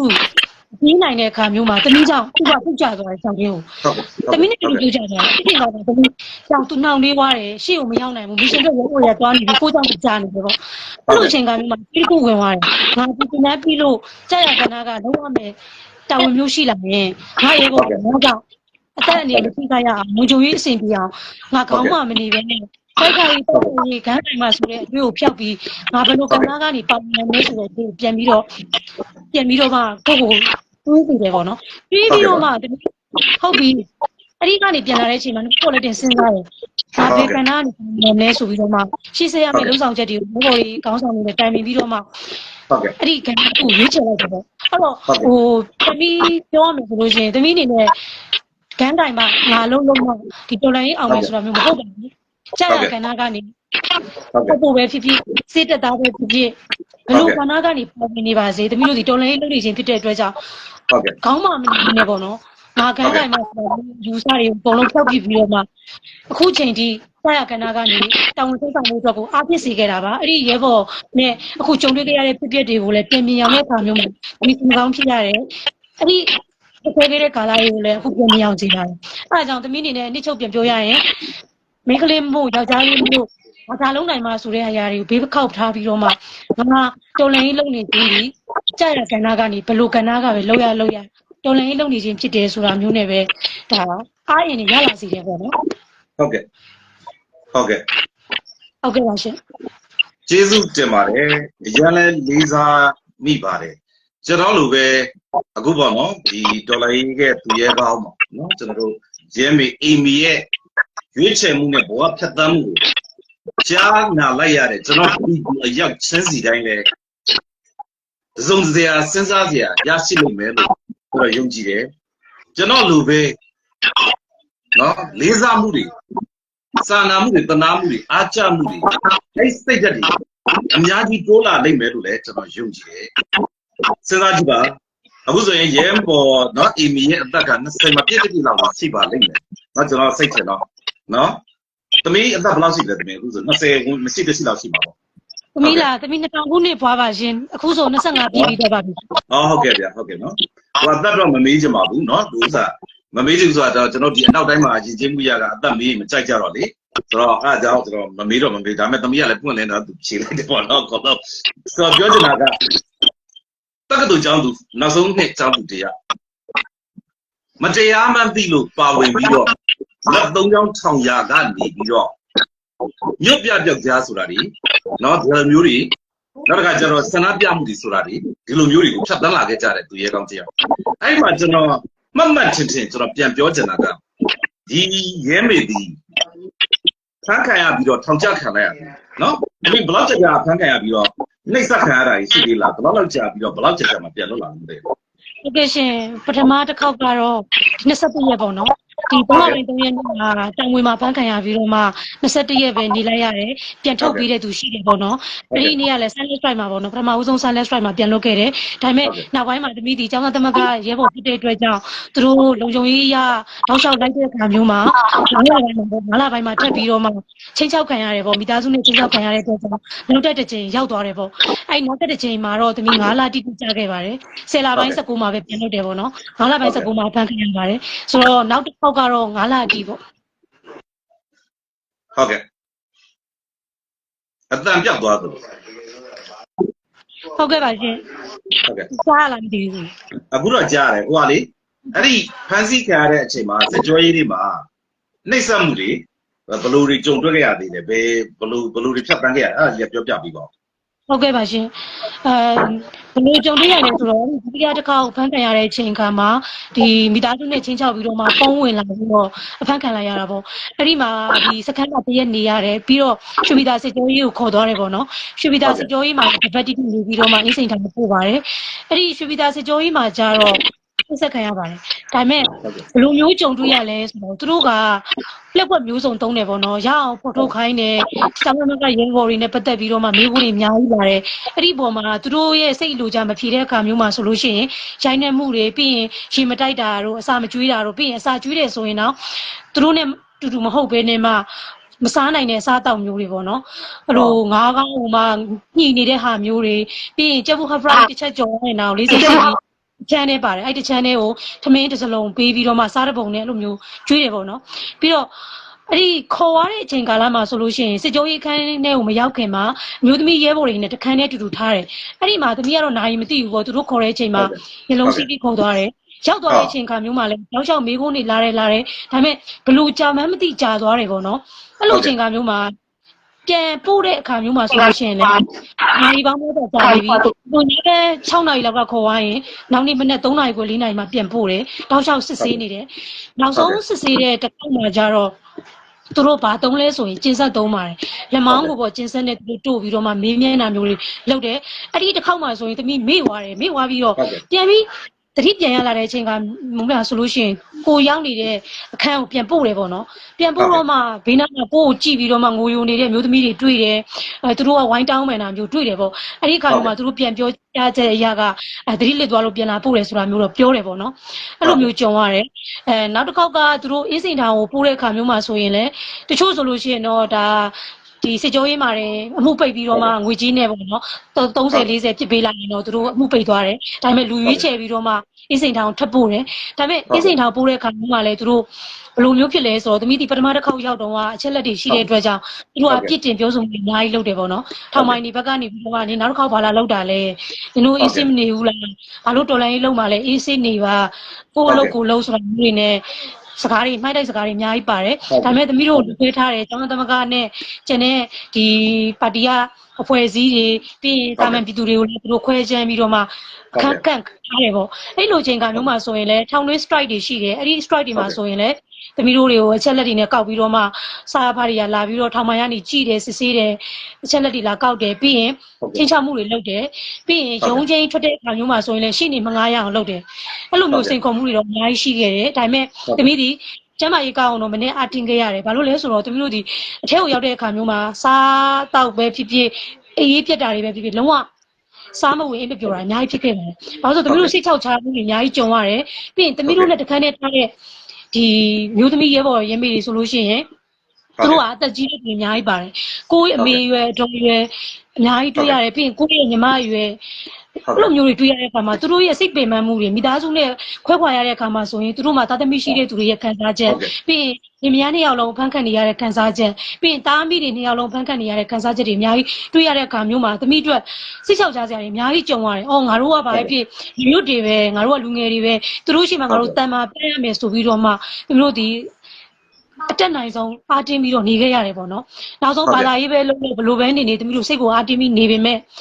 သမီးနေနေလည်းဒီမှာကောင်ဆယ်လင်းတွေလုပ်ရတယ်။ပြီးရင်အိပ်ပျော်စေတဲ့ဆေးတွေကိုသုံးဆွဲရတယ်ပေါ့နော်။အဲ့ဒီရဲ့ side effect ကလည်းထောင်ကနေပြန်လွတ်လာတဲ့အခါမျိုးမှာလွန်မြောက်နေမြေဒေသတစ်ခုရောက်တဲ့အခါမျိုးမှာလည်းကြုံရတယ်။အဲ့ဒီဆေးတွေရဲ့ side effect ကလုံးဝစိတ်မတောက်ရင်ရအောင်မအိတ်တော့ဘူးဆိုတာမျိုးတွေကြုံရတဲ့အခါမျိုးမှာသမီးဒီဘာသာရေးကိုလည်းပြန်ပြီးတော့လုပ်တယ်တရားထိုင်တာမျိုးတွေယောဂကျင့်တာမျိုးတွေပြီးရင်စိုက်ပျိုးရေးပေါ့စိုက်ပျိုးမှုမှုရေးနဲ့နီးစပ်တဲ့နေရာမျိုးမှာဖြစ်တဲ့အတွက်ကြောင့်စိုက်ခင်းတွေထဲမှာနေတယ်ပြီးရင်သမီးဒီဇွန်ကနေပြီးတော့မှအဲ့ဒီနေမြေဒေသတစ်ခုကဒီစပေးရှောင်ပဲပြောရမှာပေါ့အဲ့ဒီကဒေသကကလေးတွေကျန်းသိထားတဲ့ကာလာမျိုးမှာသူတို့ကိုတက်နိုင်တဲ့ဒီဘာသာပေါ့နော်သမီးဒီအဲ့ဒီမှာမြန်မာဘာနဲ့ eco ဘာသာရက်ကိုတော့ဇွန်ကနေခတ်မဲ့သူတို့နဲ့တင် जा ပေးနေမှာပြည့်ဆက်ပြီးလုပ်ပေးတယ်အဲ့ဒီလိုကနေပြီးတော့မှဒီစိတ်ကိုပြန်အားတင်းပြီးတော့စာတင်တာတွေစိုက်ပျိုးရေးတွေဝင်းမြူရေးတွေပြီးရင်တရားထိုင်တာမျိုးတွေလုပ်ပြီးတော့မှကျန်းမာရေးကိုပြန်ကောင်းမွန်အောင်လုပ်ခဲ့တယ်ပေါ့နော်အဲ့ဒီလိုမျိုးလုပ်ခဲ့တဲ့အကျိုးကျေးဇူးကြောင့်ပဲသမီးဘာပြီးဒီကာလာမျိုးမှာလည်းအားတင်းပြီးတော့မှရှေ့ဆက်နိုင်တယ်လို့ပြောရမှာပေါ့ဟုတ်ကဲ့သမီးထပ်ပြီးတော့ကြားတဲ့အခါမှာထပ်ပြီးတော့ပို့ပြီးတော့လေးစားရပါတယ်နော်ပို့ပြီးလေးစားရတဲ့အပြင်နောက်တစ်ခုကဘာခံစားရလဲဆိုတဲ့အခါကျတော့ဒီမြန်မာပြည်ရဲ့အနာဂတ်အတွက်ကိုတော့ယုံကြည်မှုပေါ့ငါတို့အောင်ကိုအောင်မှဖြစ်တယ်အောင်ကိုအောင်မှလည်းရမယ်ဆိုတဲ့နော်ယုံကြည်မှုကိုခံစားရတယ်ဘာကြောင့်လဲဆိုတော့ဒီသမီးတို့လိုရဲမေရဲဘော်တွေရဲ့စကားတွေနဲ့ပိဆက်ဖြတ်သန်းမှုတွေကိုကြားနာရတဲ့အခါမှာရလာတဲ့ယုံကြည်မှုကအဲ့ဒါဖြစ်ပါတယ်အဲ့တော့ဒီနေရာမှာပေါ့လေနော်ကိုယ်တိုင်လည်းနှစ်ကြိမ်တိဖန်ခံရတယ်နော်အင်းစိန်ကိုလည်းရောက်သွားတယ်စစ်ကြောရေးကိုလည်းရောက်သွားတယ်အနှိမ့်ဆက်လည်းခံရတယ်နော်အဲ့ဒါကိုနော်အဲ့ဒါကို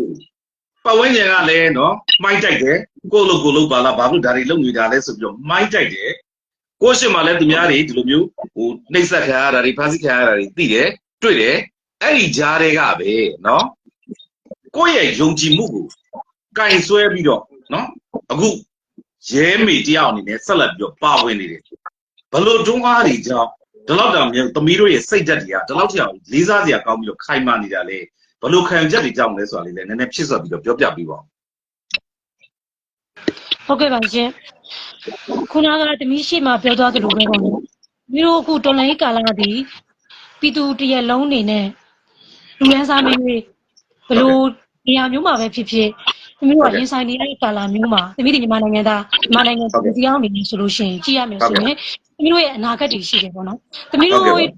့အနေနဲ့အနာဂတ်တွေသမီးတို့ရဲ့ရှေ့မှာလာမယ့်မျိုးဆက်တွေအတွက်ကိုသမီးတို့အနေနဲ့ဒီတစ်ချိန်ခါမှာပါဝင်နိုင်မှုလုံးသိနာကိုဝင်မလုံးနိုင်မှုဆိုလို့ရှိရင်သမီးတို့ရက်တီဖို့ရှင်တန်မှုမှာဘလို့မှလက်ပြမလုံးနိုင်ပါဘူးဒါမှန်ပြောတာပါ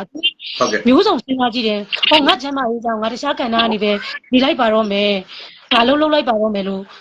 တစ်ချိန်ပေါ့တစ်ချိန်ပဲတွေးဘူးတယ်အဲ့ဒီချိန်တစ်ခါမျိုးမာတော့သမီးဘလို့မှဆက်ပြီးတွေးထဲမှာဆက်ပြီးမတွေးနိုင်ပါဘူးဘာလို့ဆိုသမီးတို့ယုံကြည်ချက်တွေနဲ့ရှင်းဆက်ခဲ့တဲ့လျောက်မှာလေဦးတော်လည်းကာလာအစမှာတော့အသက်ပြီးသွားတဲ့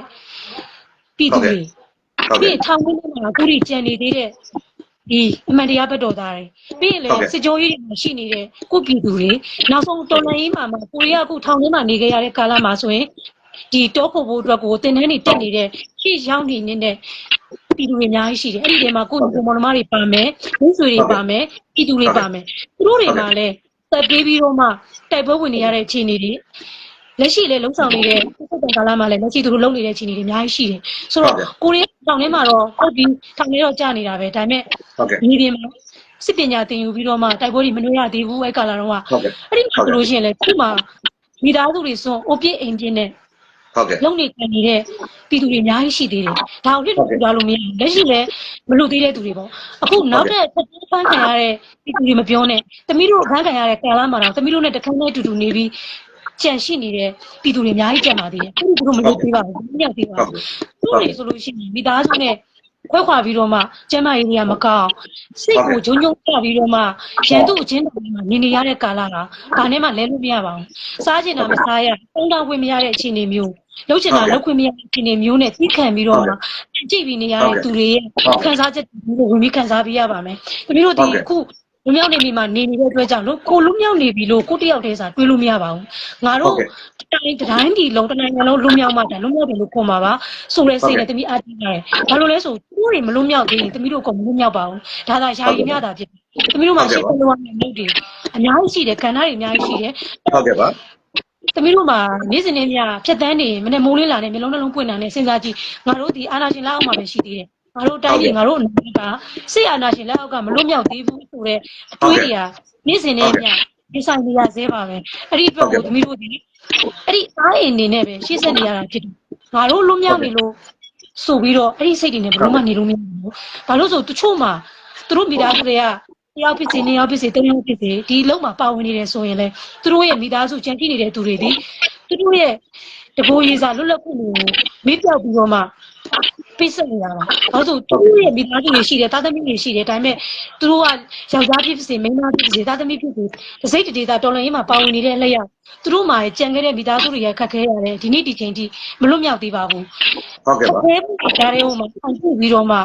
သူတို့ဒီလေဒီတော်လှန်ရေးမှာပါဝင်နေတာဖြစ်တယ်။ဘာလို့သူတို့မိသားစုတွေဒီလုံးလုံးနေတယ်သူတို့ဒီလ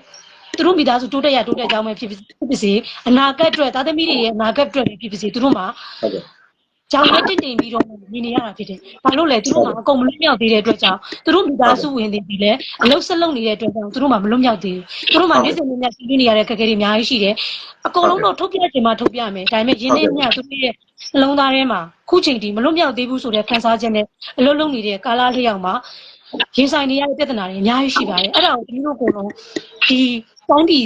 မှမွေးဖွားလာတဲ့သူတွေအကုန်လုံးကခံစားနားလည်ပေးရမယ်ပေါ့။ဟုတ်ကဲ့ဟုတ်ကဲ့ဟုတ်ကဲ့သမီးရေတကယ်ကိုကျေးဇူးလက်တင်တယ်ကိုညပေးတာကျေးဇူးတင်တယ်နောက်ဒီလိုသင်ယူကြားနာခွင့်ရတဲ့အတွက်လည်းကျေးဇူးတင်တယ်ပြည်သူတွေအနေနဲ့လည်းရဲမ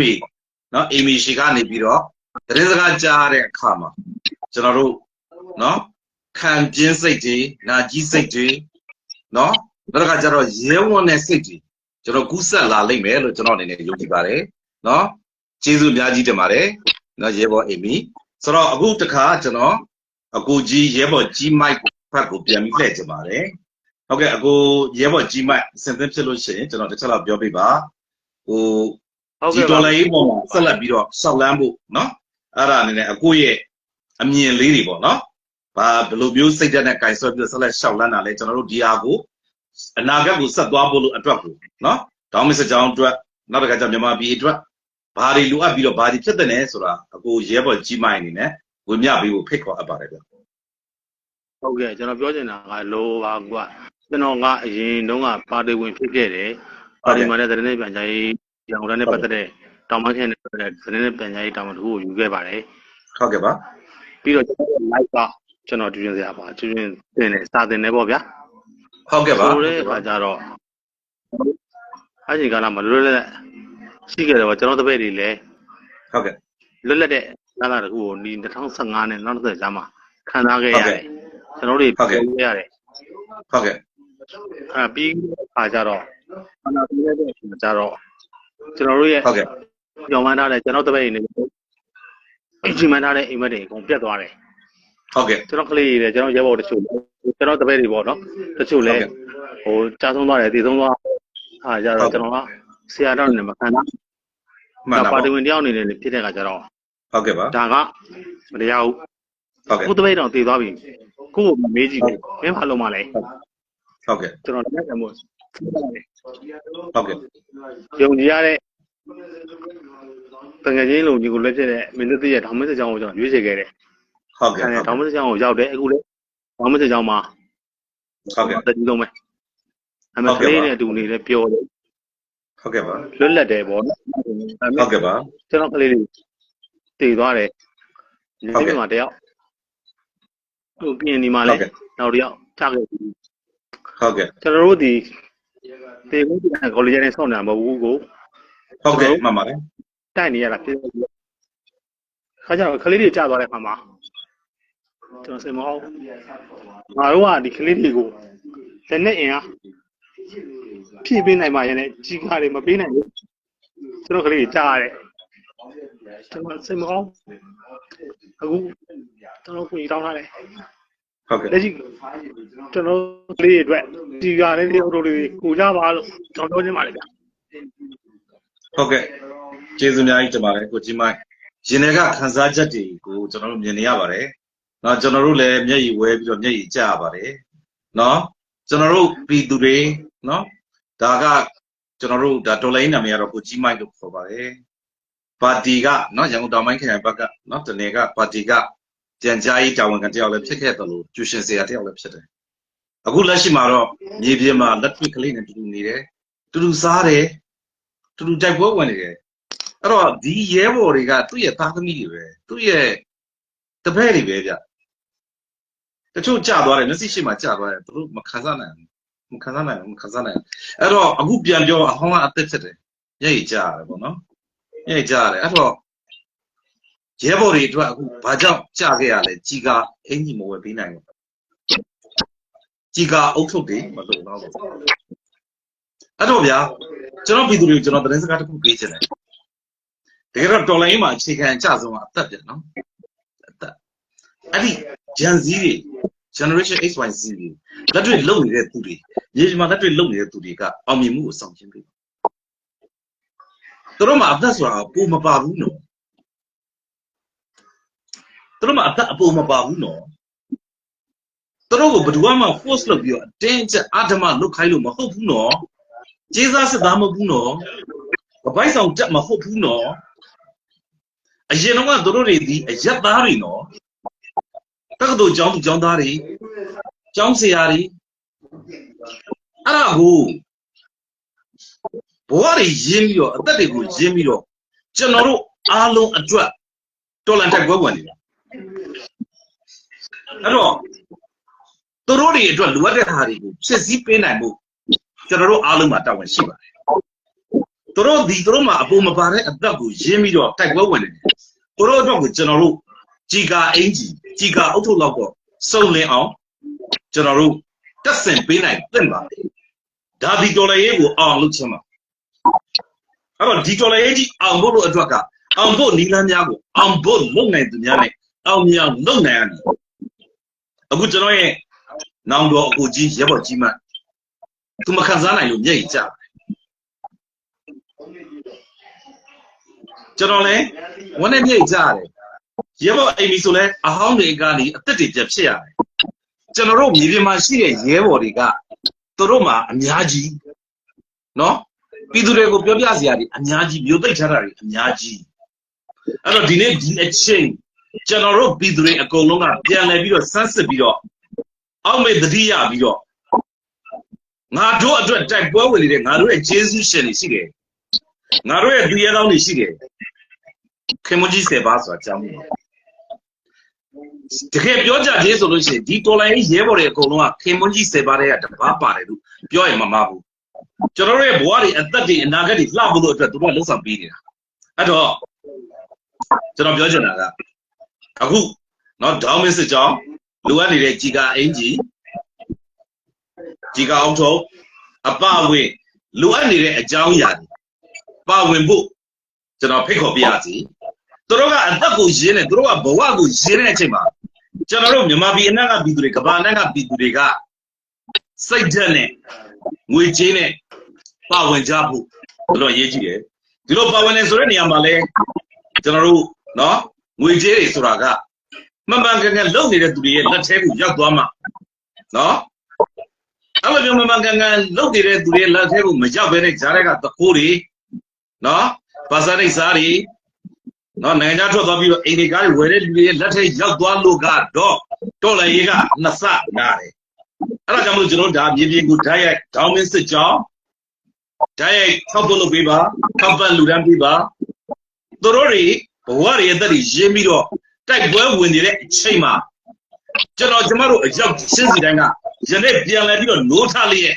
ပြန်လဲပြီးတော့အသိသတိရလျက်ခုနကကျွန်တော်ရဲ့နော်ဂျမ်မီအီမီကိုထောင်ပိုင်တွေထောင်မှုတွေကဝါဒမိုင်းတိုက်တယ်လို့ပြောနင်တို့ဘာကြောင့်နိုင်ငံရေးလုပ်နေတယ်လဲနင်တို့ဘာလို့အနစ်နာခတ်တယ်ဘာလို့ရင်းတယ်လဲဆိုတဲ့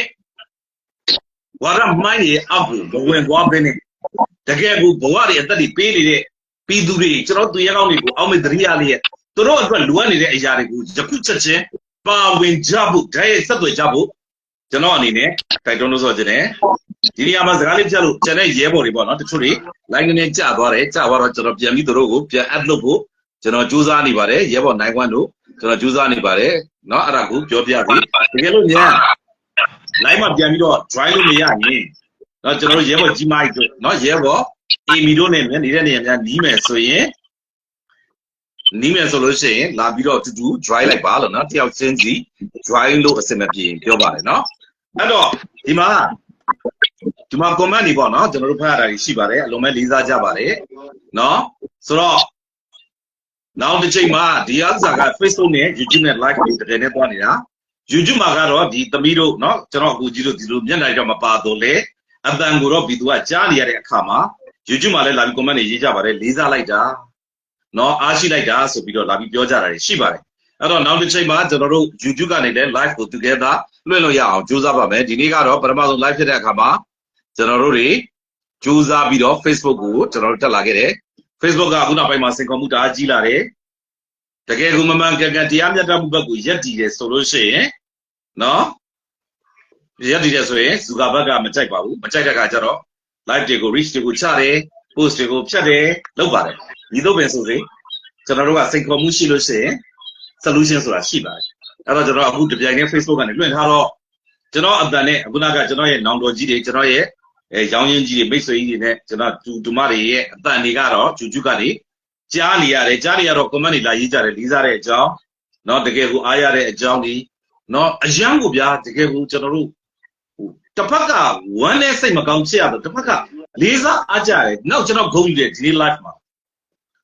เนาะကျန်တဲ့ရဲဘော်ကြီးတွေအကုန်လုံးကတမိုင်းကြောင်းကြီးကြီးတွေပဲ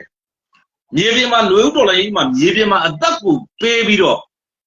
နော်ပေးပြီးတော့တော်လန်တိုက်ပွဲဝင်နေတဲ့သူတွေအဲ့ဒါကိုယနေ့အချိန်ကြီးမြေပြင်ပေါ်မှာတမကအနေနဲ့လည်းပါခဲ့တယ်လို့နော် UG နေနဲ့လည်းပါခဲ့တယ်ဒါအပြင်လက်ရှိမှာလည်းရန်သူကိုနှွာဖို့လို့အတွက်ကိုပါဝင်နေကြတယ်ဆိုတော့ဘလောက်တမိုင်းကြောင်းကောင်းပြီးတမိုင်းကြောင်းလှတဲ့ ကျွန်တော်တို့ရဲ့သူရဲကောင်းအာဇာနည်လေကျွန်တော်ဘုံအရင်ယူပါတယ်အဲ့တော့နော်ကျွန်တော်တို့ဒီမှာလာပြီးတော့နောက်ထပ်တစ်ယောက်ကလည်းလာပြီးတော့မေးထားပါတယ်ညီမအေမီကတဲ့ဘာတိုင်းရင်းသားလူမျိုးလဲတဲ့ဖြေလို့ရရင်ဖြေပေးပါတဲ့အစဉ်ပြေရင်ဖြေပေးပါနော်ဘာလူမျိုးလဲဆိုပြီးတော့လာမေးနေပါတယ်ဟုတ်ကဲ့ရှင်ဓမ္မလူမျိုးပါပဲရှင်ဟုတ်ကဲ့ကျေးဇူးများတင်ပါတယ် ဟုတ်ကဲ့ဒီပါမိတ်ဆွေဒီဘော်တွေဝင်လို့မရလို့သမီးရဲ့ဒီမှာဒီဖုန်းနဲ့အတူတူရဲဘော်ဖိုးပြရ join ဖို့အတွက်ရောက်နေပါတယ်နော်ဟုတ်ကဲ့ရဲဘော်ဖိုးပြမင်္ဂလာပါလာခဲ့ပါအဲ့ဒါကောင်းပါတယ်နော်ဟုတ်ကဲ့တူတူ join လိုက်တာအဆင်ပြေပါတယ်ဘာကြောင့်လဲဆိုတဲ့အခါကျတော့တခါကြလို့ဆိုရင်ရဲဘော်မင်္ဂလာပါဟုတ်ကဲ့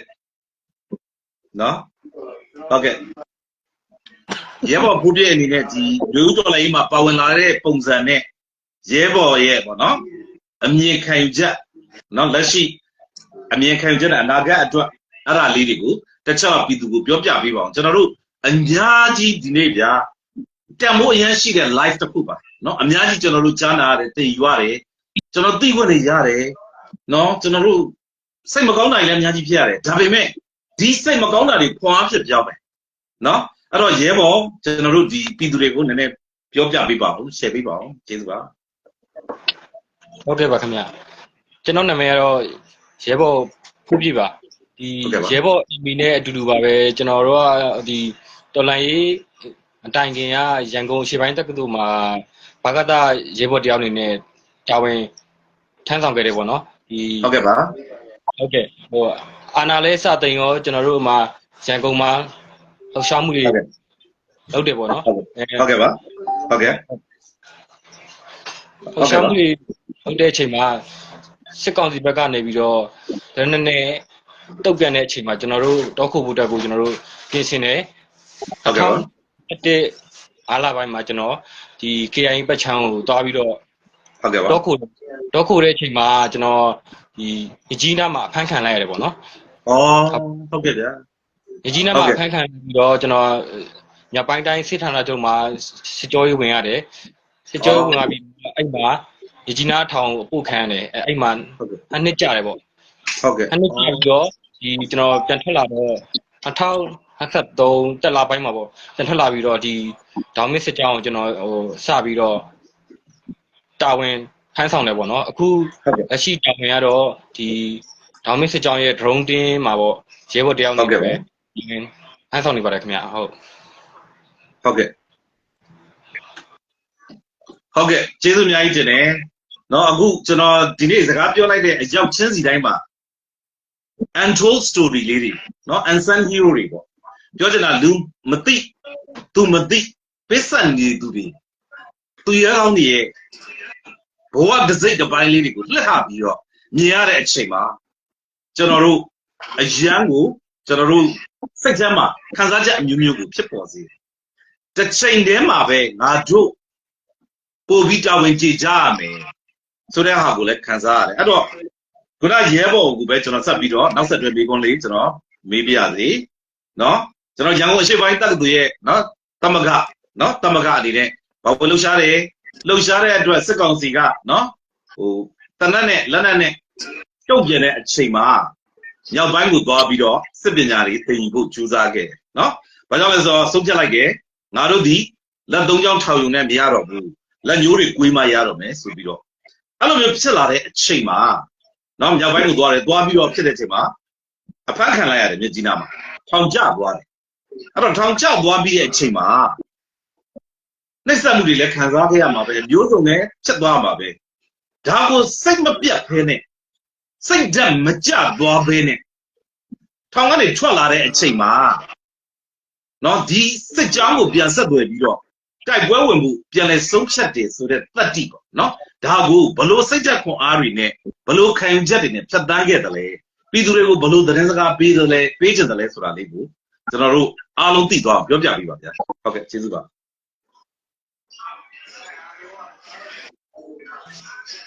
ဟုတ်ကဲ့ခင်ဗျာလိုင်းနေကြပါလို့ကြားလားမသိဘူးဟုတ်ကဲ့ကြားပါတယ်ခင်ဗျာပြောပါဟုတ်ကဲ့စစ်ကြောရေးမှာတော့ဖိနှိပ်မှုပေါင်းစုံပေါ့နော်ဒီစိတ်ပိုင်းဆိုင်ရာရောကိုယ်ပိုင်းဆိုင်ရာရောဖိနှိပ်မှုပေါင်းစုံခံစားခဲ့ရတယ်ပို့ဆိုးတာကတော့ကျွန်တော်တို့အမှအတူတူကြာနေတဲ့ နိုင်ငံရေးအကျဉ်းသား4 ယောက်ကိုဒီစစ်ကောင်စီကနေပြီးတော့ထောင်ထဲမှာပဲအဖမ်းခံထားတဲ့အချိန်မှာဒီကောင်တွေကဟိုလက်နဲ့ဝင်ပစ်တာပေါ့နော်အမှ4 ယောက်ကြာသွားသေးတယ်ပေါ့နော်ဒီသတင်းတွေကဟိုမီဒီယာတွေမှာလည်းတိတ်အတက်ဘူးပေါ့နော် ဟုတ်ကဲ့ ဟုတ်ကဲ့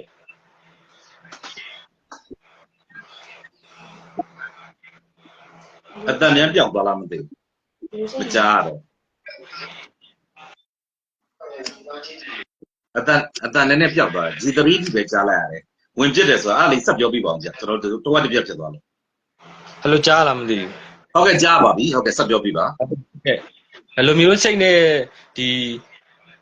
ရှစ်ဆက်နေလဲဆိုတော့ကျွန်တော်တို့ကဒီ73အမြင့်အပြတ်အချင်းတော့ကျွန်တော်တို့ကဒီလူလူတရက်လုံးအနေနဲ့ဒီဖိနှိပ်မှုတွေအောက်ကနေကျွန်တော်တို့ဘယ်တော့မှလွတ်မြောက်မှာမဟုတ်ဘူးအဲ့ဒါကြောင့်ကျွန်တော်တို့နိုင်တဲ့ဘက်ကနေပြီးတော့ပဲတာဝန်ထမ်းဆောင်နေတာရှေ့မှာလည်းကျွန်တော်တို့ရဲဘော်တွေကြာသွားတယ်ပေါ့နော်ဟုတ်ကဲ့ ဟုတ်ကဲ့အဲ့ဒါတွေကြောင့်လဲခွန်အားတွေပို့ပြီးတော့ဖြစ်စေတယ်ပေါ့ဒီစစ်တေးအမြင့်အပြတ်မချင်းလဲကျွန်တော်တို့ဆက်ပြီးတော့တိုက်ပွဲဝင်သွားမယ်လို့ကျွန်တော်တို့ဆုံးဖြတ်ထားပါတယ်ခင်ဗျာဟုတ်ကဲ့ ဟုတ်ကဲ့ပါကျေးဇူးအများကြီးတင်ပါတယ်လေးစားမိပါတယ်ဗျာနော်ဟိုနှိမ့်ဆက်မှုတွေခံခဲ့ရတယ်ထောင်တဲကိုလည်းထည့်ပြီးတော့နော်အချင်းချခြင်းခံရတယ်နှစ်လည်းတော်ကြာကြာသွားတယ်ဒါပေမဲ့ထွက်လာတဲ့အချိန်မှာနော်သွေးမကြောင်သွားဘူးလမ်းကြောင်းမပြတ်သွားဘူးနော်အမှန်ဆိုလို့ရှိရင်ဟိုဥစားပေါ်မှာသူတို့ကနေပြီးတော့ညီပေါင်းစုံနဲ့နော်သွေးခွဲမာတွေရှိတယ်စိတ်ကြသွားတော့မာတွေရှိတယ်ဒါပေမဲ့ဒီပေါ်မှာမတွေ့ဝေသွားပဲနဲ့နော်တမကကြောင်းသားပြီးတမကခေါင်းဆောင်ပြီးနော်ဆက်လက်ပြီးတော့လက်နဲ့ဆွဲကြိုက်တော်လန်ဖို့ကိုလုတ်တဲ့နော်ခံချက်လှုပ်ဆောင်ချက်ကတကယ်ကိုချီကျူးလေးစားလောက်ပါတယ်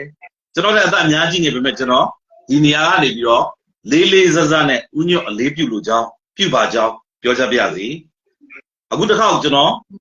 ကိုနိုင်ဝမ်ဘက်ကိုတစ်ချက်လောက်ဆက်ပြီးတော့မေးချင်ပါသေးတယ်ဆိုတော့ကိုနိုင်ဝမ်ဆိုတာကတော့ဒီဇိုင်းမဟုတ်ပါဘူးနော်ကိုနိုင်ဝမ်ဆိုတာကတော့ကျွန်တော်တို့မြန်မာပြည်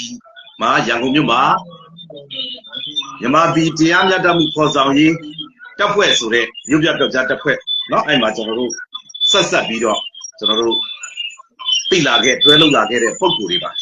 ဆိုတော့ကိုနိုင်ဝမ်ကြီးဆက်လက်ပြီးတော့ပေါ့လက်ရှိတော်လိုင်းမှာကိုနိုင်ဝမ်ပါဝင်နေတဲ့အနေထားနောက်တစ်ခါကျတော့ကျွန်တော်တို့ရဲဘော်ရဲဘက်တီဘယ်လိုမျိုးတွေလှုပ်ဆောင်ခဲ့ကြသလဲပေါ့เนาะအဲ့ဒါနဲ့နောက်အနာဂတ်အတွက်နဲ့လက်ရှိလိုအပ်နေတဲ့အကြောင်းအရာလေးတွေနောက်ကိုနိုင်ဝမ်ဆိုလို့ရှိရင်လည်းတယောက်တည်းမဟုတ်ဘူးเนาะကိုနိုင်ဝမ်ဆိုလို့ရှိရင်လည်းမိသားစုလိုက်ကိုပေးဆက်ပြီးတော့တိုက်ပွဲဝင်နေတယ်ဆိုတာကျွန်တော်တို့သိထားတာရှိတယ်အဲ့တော့ပြောလို့ရသလောက်ဒီပြည်သူတွေအနေနဲ့ခွန်ယူလို့ရအောင်နောက်ကကျတော့ကိုနိုင်ဝမ်တို့အပါဝင်ယနေ့ရဲဘော်တွေအကုန်လုံးကအန်ဆန်နဲ့အန်နုံဟီရိုတွေပါဆိုလိုချင်တာကနေရာလူကျင်လို့မဟုတ်ဘူးเนาะလူသိခံကျင်လို့ popular ဖြစ်ကျင်လို့မဟုတ်ဘူးသို့တော့မြန်မာပြည်မှာမှန်ကန်တဲ့ပြောင်းလဲမှုဖြစ်ဖို့လို့အတွက်လက်တွေ့တိုက်ပွဲဝင်နေတဲ့ရဲဘော်တွေဖြစ်တဲ့အတွက်ပြည်သူတွေသိခွင့်ရှိတယ်လို့ပြည်သူတွေသိတယ်အဲ့တော့ကိုနိုင်ဝမ်အနေနဲ့ပြောလို့ရသလောက်လေပြောချပေးဖို့ကျွန်တော်အနေနဲ့ဖိတ်ခေါ်ပါတယ်ဟုတ်ကဲ့ကိုနိုင်ဝမ်ကြီးဟုတ်ကဲ့ပါဟုတ်ကဲ့ကြားပါလားမသိဘူးညာကြားပါတယ်ဟုတ်ကဲ့ဟုတ်ကဲ့ဒီကျွန်တော်တို့ကတော့တော်လိုင်းမှာဒီအာနာရှင်ပြုတ်ကြရေးဆိုတာတဲ့ကျွန်တော်တို့အနာဂတ်မျိုးဆက်သစ်တွေအတွက်ပေါ့နော်ကျွန်တော်တို့နောင်မျိုးဆက်သစ်တွေအတွက်ကျွန်တော်တို့ဒီတချီမှကျွန်တော်တို့ဒီစစ်အာဏာရှင်ကိုမဖြတ်ဘူးဆိုလို့ရှိရင်ကျွန်တော်တို့နောက်ဘယ်တော့မှစစ်အာဏာရှင်ကိုဟိုအောက်ကပြီးရုံးထွက်နိုင်မှာမဟုတ်ဘူးစစ်ပြောင်းအောက်ကပြီးကျွန်တော်တို့ရုံးထွက်နိုင်မှာမဟုတ်ဘူးပေါ့နော်အဲ့ဒီကျွန်တော်တို့ကအာသွန်ခွန်ဆိုင်ကျွန်တော်တို့မှာခံထားတဲ့ခံယူချက်နဲ့နောက်ပြီးတော့ဟိုအာဏာရှင်ကိုကျွန်တော်တို့လိုချင်တာကပေါ့နော်ဟိုတရားမျှတတဲ့လွတ်လပ်တဲ့နိုင်ငံတစ်ခုဖက်ဒရယ်ပြည်ထောင်စုတစ်ခုကိုကျွန်တော်တို့ကရှောက်လန်းနေတာပေါ့နော်ကျွန်တော်တို့ဟိုအခုဆိုလို့ရှိရင်ဒီရန်ကုန်မြို့ပြမှာနေတဲ့ပြည်သူတွေဆိုလို့ရှိရင်မြို့ပြတွေပေါ့နော်မန္တလေးတို့ဘာလို့ရန်ကုန်ဒီမြို့ပြတွေမှာနေတဲ့ပြည်သူတွေဆိုလို့ရှိရင်အခက်အခဲပေါင်းစုံနဲ့ကြုံတွေ့နေရတယ်စစ်အာဏာရှင်ရဲ့ဖိနှိပ်မှုပေါင်းစုံကိုဟုတ်ကဲ့ လက်ပတ်ပြီးနှိပ်စက်မှုဘောင်းဆောင်ကိုကြုံတွေ့နေရတယ်ပေါ့နော်အဲ့ကြုံတွေ့နေရတဲ့ဥစ္စာတွေကိုကျွန်တော်တို့ကအပီးတိုင်အဲ့စနစ်ကြီးကိုရိုက်ချိုးဖို့အာဏာရှင်ကိုအပီးတိုင်ရိုက်ချိုးဖို့တော့ကျွန်တော်တို့ကဘယ်လိုပထမမျိုးပြပြုတ်ကြားနေနဲ့ကျွန်တော်တာဝန်ထမ်းဆောင်ခဲ့တယ်နော် ဟုတ်ကဲ့ပါ ပြည်သူ့တာဝန်ကျွန်တော်ထမ်းဆောင်ခဲ့တယ်ကျွန်တော်အခုတခါကျွန်တော်အခုလွတ်မြောက်နေနေကိုကျွန်တော်ရောက်လာတယ်လွတ်မြောက်နေနေရောက်လာတဲ့အခါမှာဒေါင်းမင်းစစ်ကြောင်းနဲ့ ဟုတ်ကဲ့ ချိတ်ဆက်မိတယ်ချိတ်ဆက်မိပြီးကျွန်တော်ဒေါင်းမင်းစစ်ကြောင်းမှာကိုယ့်ရဲ့ရည်ရွယ်ချက်တူခံယူချက်တူရဲဘော်ရဲဘက်တွေနဲ့ကျွန်တော်စုံစည်းခဲ့တယ်စုံစည်းခဲ့တဲ့အတွက်ကျွန်တော်ဒီဒေါင်းမင်းစစ်ကြောင်းကယူတော့ကျွန်တော်ဒီအာဏာရှင်ကိုစနစ်ကိုဖြုတ်ချဖို့အတွက်ဟုတ်ကဲ့ဒီအာဏာရှင်မင်းအွန်လိုင်းကိုလည်း ဟုတ်ကဲ့ဖန်ဆီးနိုင်ဖို့အတွက်ကျွန်တော်တို့စူးစမ်းနေတယ်နော်ဟုတ်ကဲ့ပါဟုတ်ကဲ့ဟုတ်ကဲ့ဟုတ်ကဲ့နောက်တစ်ခုကကျွန်တော်တို့ဒေါင်းမစ်စစ်ကြောင်းမှာဟိုအခုလိုအပ်နေတာဆိုလို့ရှိရင်ကြီးကာတို့အုတ်ထုတ်တို့ပေါ့နော် equipment ကျွန်တော်တို့အញ្ញံဆုံးတို့အပ်နေပါတယ်ဟုတ်ကဲ့ပါဒီဥစ္စာတွေကကျွန်တော်တို့ခုနကျွန်တော်စောစောကပြောခဲ့သူပေါ့အခုပြည်သူတွေမှာလည်းဟိုဂျားထဲမှာဟိုအမျိုးမျိုးကြက်တဲမှုတွေနဲ့အမျိုးမျိုးရှင်ဆိုင်နေရတဲ့ဂျားထဲမှာကျွန်တော်တို့ကလည်းအာနာတော်နဲ့တကယ်ကိုဒီနေ့ကအာနာတယ်အာနာတော်နဲ့ကျွန်တော်တို့ဟိုဟုတ်ကဲ့အတူခံနေရတာပေါ့နော်အတူခံနေရတယ်ကျွန်တော်တို့မျက်ရည်ချူတာမဟုတ်ပါဘူးဟိုတစ်ခါမှလည်းကျွန်တော်တို့အတူမခံခဲ့ဘူးအခုဒီတစ်ခါတော့ကျွန်တော်တို့ကဟိုမဖြစ်မနေကျွန်တော်တို့တကယ်လို့အဲ့လိုကျွန်တော်ရှေ့ဆက်သွားရမယ်တော်လိုင်းကြီးအတွက်ကိုခရီးအတွက်ကိုကျွန်တော်တို့လိုအပ်နေတဲ့ဥစ္စာဟိုမဖြစ်မနေကျွန်တော်တို့ကအထူခံနေရတာပါအဲ့အတွက်တီကာအောက်ထုတ်တီကာအင်းကြီးအဲ့အတွက်ကိုကျွန်တော်ဒေါင်းမင်းစစ်ကြောင်းရဲ့ page မှာတင်ပေးထားပါတယ်ကျွန်တော်တို့ဟိုအတူခံဖို့ဓာတ်ရိုက်ကျွန်တော်တို့ဒေါင်းမင်းစစ်ကြောင်း page မှာအတူမျိုးဓာတ်ရိုက်စီစဉ်ပေးလို့ရပါတယ်ဟုတ်ကဲ့ပေါ့နော်ဟုတ်ကဲ့ဟုတ်ကဲ့ကျစီစဉ်ပေးရပြီပေါ့ကျွန်တော်တို့နဲ့အတူပေါ့နော်ဒီအာဏာရှင်ပြုတ်ကြရေးအာဏာရှင်စနစ်ဟုတ်ကဲ့ထုတ်ချနိုင်ရေးအတွက်ကိုအတူတူစီစဉ်နဲ့တူကျွန်တော်တို့အတူတူပါဝင်ပြီးရုံးကြဆိုကျွန်တော်ပြောဆိုချင်ပါတယ်ဟုတ်ကဲ့ပါကျေးဇူးအများကြီးတင်ပါတယ်ဟုတ်ကဲ့ဆိုတော့ကိုနိုင်ဝမ်ကသူတို့ကလေမိသားစုလိုက်ကိုလုပ်နေကြတာဗျဟုတ်လားဆိုတော့ဒါပြည်သူကိုသိလို့ရသလားကျွန်တော်တို့ပြောပြလို့ရတယ်အကုန်လုံးတော့ကာယကရှင်နေပြောတဲ့အချိန်ကြရင်တော့ပြည်သူတွေသိမယ်ဒါပေမဲ့အလုံးလေးစားစရာကောင်းတဲ့သူရဲကောင်းနေပြကျွန်တော်တို့သိလာတာကကြာပြီနော်ဆိုတော့ဒါကြောင့်လည်းကျွန်တော်တို့ဒီgovernment စစ်ကြောင်းကိုကျွန်တော်ပြည်သူတွေရဲ့လက်ထဲအပ်ပါတယ်ကျွန်တော်ပြည်သူတွေရဲ့မျက်စိရှင်းမှကိုကျွန်တော်တင်ပြပါတယ်ချက်ပြပါတယ် like and follow လုပ်ထားပါ subscribe လုပ်ထားပြီးပါနောက်အဲ့မှာ government စစ်ကြောင်းကိုဓာတ်ရိုက်ချိတ်ဆက်ပြီးတော့ support လုပ်ပေးပါသွားပြီးတော့ကူပေးပါလူပေးပါကြီးကအုပ်ချုပ်တွေကြီးကအင်ဂျီတွေကအရေးကြီးလို့အဲ့ဒါကျွန်တော်တို့အပေါ်မပါတဲ့အသက်တွေကပေါ်ပြီးတော့အသေးခံနေရတယ်အဲ့လိုပုံစံဖြစ်နော်ဝေချင်းနဲ့ဝယ်လို့ရတဲ့ကြီးကအင်ဂျီတွေကြီးကအုပ်ထုတ်တွေကရှားပါပစ္စည်းဖြစ်နေတာကတော်လန်ရေးကြီးမှာဒါမကောင်းဘူးဒီတော်လန်ရေးကြီးအောင်ဖို့ဆိုရင်ကျွန်တော်တို့ကအောင်ဖို့နီလန်းများကိုအောင်ဖို့လုံနိုင်သူများနဲ့အောင်လုပ်ကြရမယ်အဲ့တော့တော်လန်ရေးကြီးအောင်ဖို့နီလန်းဆိုတာပါလေမြေပြင်မှာလက်တွေ့လုပ်နေတဲ့သူတွေကို support လုပ်ခြင်း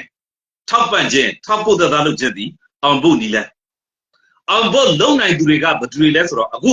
ကျွန်တော်ပြည်သူတွေရဲ့မျက်စိရှိမှမြင်နေရတဲ့သူရဲကောင်း၃ပေါ်နဲ့တူတူကြံတဲ့ရဲဘော်တွေအကုန်လုံးပဲမြေပြင်မှာတကယ်ရှိပြီးလက်တွေ့တက်ပွဲဝင်နေတယ်အဲ့တော့သူတို့ရဲ့လိုအပ်တဲ့အရာတွေကိုထောက်ပံ့ခြင်းထောက်ဖို့လုပ်ခြင်း support လုပ်ခြင်းဒီအောင်ဖို့နီလန်းများကိုအောင်ဖို့လုံနိုင်ခြင်းလုံနိုင်သူများနဲ့အောင်လုပ်ခြင်းဖြစ်တယ်ဆိုတဲ့အရာကိုကျွန်တော်လှုပ်ဆောင်နေခြင်းဖြစ်ပါတယ်ဒါပြင်အခုကျွန်တော်တို့ပြည်သူတွေဒီသူရဲကောင်းတွေကျွန်တော်တို့ရဲဘော်တွေတင်ပြသွားတဲ့အတိုင်းသူတို့ရဲ့စိတ်ထဲမှာ determination စိတ်ဆုံးဖြတ်ချက်ခိုင်မာတယ်ဘလောက်ပဲအတိတ်မှာဒုက္ခတွေစိတ်ခေါ်မှုတွေကြုံခဲ့လက်ရှိပြစ္ဆုတ်ပံမှာဘလောက်ပဲစိတ်ခေါ်မှုတွေရှိနေလှပတဲ့အနာဂတ်အတွက်ကိုမိမိလာပါတဲ့အသက်တွေဘဝတွေကိုယဉ်ပြီးတော့ခင်ဗျားတို့ကျွန်တော်တို့ပြည်သူအရောက်ချင်းစီအတွက်ပေးဆက်နေကြတာပေးဆက်နေတာတော့မှကိုကြိုးတွေအကုန်စွန့်ပြီးတော့အသက်ကိုပေးပြီးတော့ slow နေတာအဲ့တော့ဒီတော်လိုင်းမှာကျွန်တော်တို့ကြည့်မယ်ဆိုလို့ရှိရင်တချို့သောရေပေါ်သူကြီးရှိနိုင်တယ် တချို့သောတကိုးတွေဂျပိုးတွေရှိနိုင်တယ်တခုတ်သောအာနာယူတွေရှိနိုင်တယ်ဒါတွေကိုကျွန်တော်တို့ဖယ်ရှားရှင်းလင်းပြရမယ်ဖယ်ထုတ်ပြရမယ်ဟုတ်တယ်အေးအဲ့လိုမျိုးဟာတွေရှိတာနဲ့ကျွန်တော်တို့ဒေါ်လာရေးတစ်ခုလုံးကိုကျွန်တော်တို့ကလစ်လူရှုလိုက်လို့မရအဲ့လိုမျိုးမကောင်းတဲ့သူတွေအချို့ရှိတာနဲ့ကျွန်တော်တို့ဒေါ်လာရေးကြီးကိုကျွန်တော်တို့ကနော်ထောက်ပို့မှုတွေထောက်ပံ့မှုတွေကိုအားလျှော့လိုက်လို့မရပါဘူးကျွန်တော်တို့ကပို့ပြီးတော့လုပ်ရမှာအဲ့တော့ခင်ဗျားတို့ကျွန်တော်တို့ပြည်သူအရောက်ချင်းစီမှာလဲတာဝန်ကိုစီရှိတယ်အဲ့ဒါပါလေကျွန်တော်တို့မြေပြင်မှာသွားပြီးတော့တိုက်ပွဲမဝင်နိုင်ဘူးလားအေးဟုတ်ပြီအရောက်ချင်းစီတိုင်းကတော့အရေးတော်ပုံတက်သားအနေနဲ့ကိုလုံနိုင်တဲ့အရာလေးမှာတော့ပါဝင်နေကြဖို့လို့အဲ့ဒီအထက်မှာကျွန်တော်တို့ပြည်သူအရောက်ချင်းစီတိုင်းမှာလောက်ပိုင်ခွင့်ရှိတဲ့အရာနံပါတ်1ရွေးချယ်ပိုင်ခွင့်စုပ်ဖြတ်ပိုင်ခွင့်အဲ့ဒါရှိနေတယ်နံပါတ်2အဲ့လိုမျိုးဘယ်သူကတော့အမှန်အကန်ဘယ်သူကတော့အကြံဖန်ဆိုတဲ့မြေပြင်မှာဖြစ်ပြနေတဲ့သတင်းအချက်အလက်တွေကိုသိအောင်လုပ်ရမယ်တာဝန်လဲကျွန်တော်တို့ပြည်သူတွေမြန်မာပြည်ထဲမှာနေကမ္ဘာနေရာအနှံ့မှာနေရှိတယ်အဲ့နှစ်ချက်ကတော့အခြေခံအကျဆုံးအရေးတော်ပုံတက်သားတွေတာဝန်လို့ကျွန်တော်အနေနဲ့တင်စားပြီးပြောချင်တာဘာကြောင့်လဲမသိမှုအဝိဇ္ဇာကတော်လှန်ရေးကြီးကိုပျက်စီးနိုင်စေသိမှုဆိုတဲ့ဝိဇ္ဇာဒီလိုဖြစ်ဖို့ဆိုတာဒီတော်လှန်ရေးကြီးကငါနဲ့မဆိုင်ဘူးဆိုတဲ့ပုံစံမျိုးနဲ့မနေဖို့တိတ်အရေးကြီးတယ်အဲ့တော့ကျွန်တော်တို့ပြည်သူတွေအရောက်ချင်းစီတိုင်းကမိမိပါမိမိဝိဇ္ဇာတွေဖြစ်ကြဖို့ကြိုးစားပါဆိုလိုချင်တာကကဘာနဲ့မှရှိတယ်တစ်ဖက်နားပဲမကြားနဲ့ဒီဘက်တစ်ခုကိုပါဖွင့်နားထောင်ပါသိအောင်လေ့လာပါဒါဒီမိမိကိုယ်ကိုတော်လှန်ရေးဝိဇ္ဇာဖြစ်အောင်လုပ်ခြင်းမသိမှုအဝိဇ္ဇာဒီငရဲလန်းကိုသွားနိုင်တယ်လို့မသိမှုအဝိဇ္ဇာဒီမသူတော်ကိုထောက်ပံ့မိနိုင်တယ်လို့မသူတော်ဤလမ်းကြောင်းနောက်ကိုလိုက်သွားလို့ရှိရင်တော်လှန်ရေးကိုငရဲပို့တယ်လို့ဖြစ်နေတယ်အဲ့တော့ကျွန်တော်တို့ပြည်သူတွေလက်နက်မကင်နိုင်ရင်တော့မှသိမှုဝိဇ္ဇာဖြစ်အောင်လုပ်ကြပါဘာကြောင့်ဒါကအရေးကြီးတယ်လဲဆိုတော့မသိမှုတွေကြီးစိုးလို့ရှိရင်ဖာတိပါတာနေမယ်မသိသလိုနေမယ်တော်လှန်ရေးကြီးကိုအားမဖြစ်ဘူးတကားကိုကနှလုံးသားတကားကိုမဖွင့်ထားဘဲနဲ့နားနှစ်ဖက်ကိုမဖွင့်ဘဲနဲ့နားကိုတစ်ဖက်ပဲပိတ်ထားမယ်ဆိုလို့ရှိရင်ဟိုဘက်အတန်ဒီဘက်အတန်ကိုမကြားလို့ရှိရင်ဒီခံချက်တဲ့ကဒီနှလုံးသားတွေကိုတွားပြီးဆွဲမြင်မှာပေါ့ကမ္ဘာမှာစကားပုံတစ်ခုရှိတယ်တရားမျှတမှုအမတ်တရားကဖက်နဲ့စည်းနေတဲ့အချိန်မှာအတ္တမအမားကကဘာပတ်ပြီးပြီယနေ့အချိန်တော်လှန်ရေးနဲ့ဘလို့ဆက်တယ်လဲမေးတိတ်ဆက်တယ်ယနေ့ຫນွေဦးတော်လှန်ရေး၄နှစ်ကျော်ကြာတဲ့အခါမှာနိုင်ငံတကာမှာရှိတဲ့ငွေကြေးတွေဒီအများစုကဖန်ရေဇာတွေရှိကနေစီစဉ်ပြီးတော့တချို့သောနာမည်ကြီးအဖွဲ့တွေရှိကိုစီစဉ်တာကိုတွေ့ရတယ်၄နှစ်ကျော်ကြာတဲ့အချိန်မှာဘာဖြစ်တယ်လဲဆိုတဲ့အခါကျတော့ကော်မရှင်စားဖန်ရေဇာတွေကကြီးပွားချမ်းသာသွားပြီးတော့တချို့သောနာမည်ကြီးအဖွဲ့ကြီးတွေကပတ်စံကိုရတော့လေတော်လိုင်းတဲ့ကိုဓာတ်စီစဉ်မှုတွေနည်းသွားတာကိုတွေ့ရမှာဖြစ်တယ်အဲ့တော့ဒီလိုမျိုးတွေဘာကြောင့်ဖြစ်တယ်လို့ရှိရင်သူတို့ကတော်လုံးလို့လိန်လို့ရနေတာတခုတည်းမဟုတ်ဘူးပြည်သူကမျက်စိဖွင့်ဖို့နားဖွင့်ဖို့အားနေရင်လည်းဒီလိုဖြစ်တတ်တယ်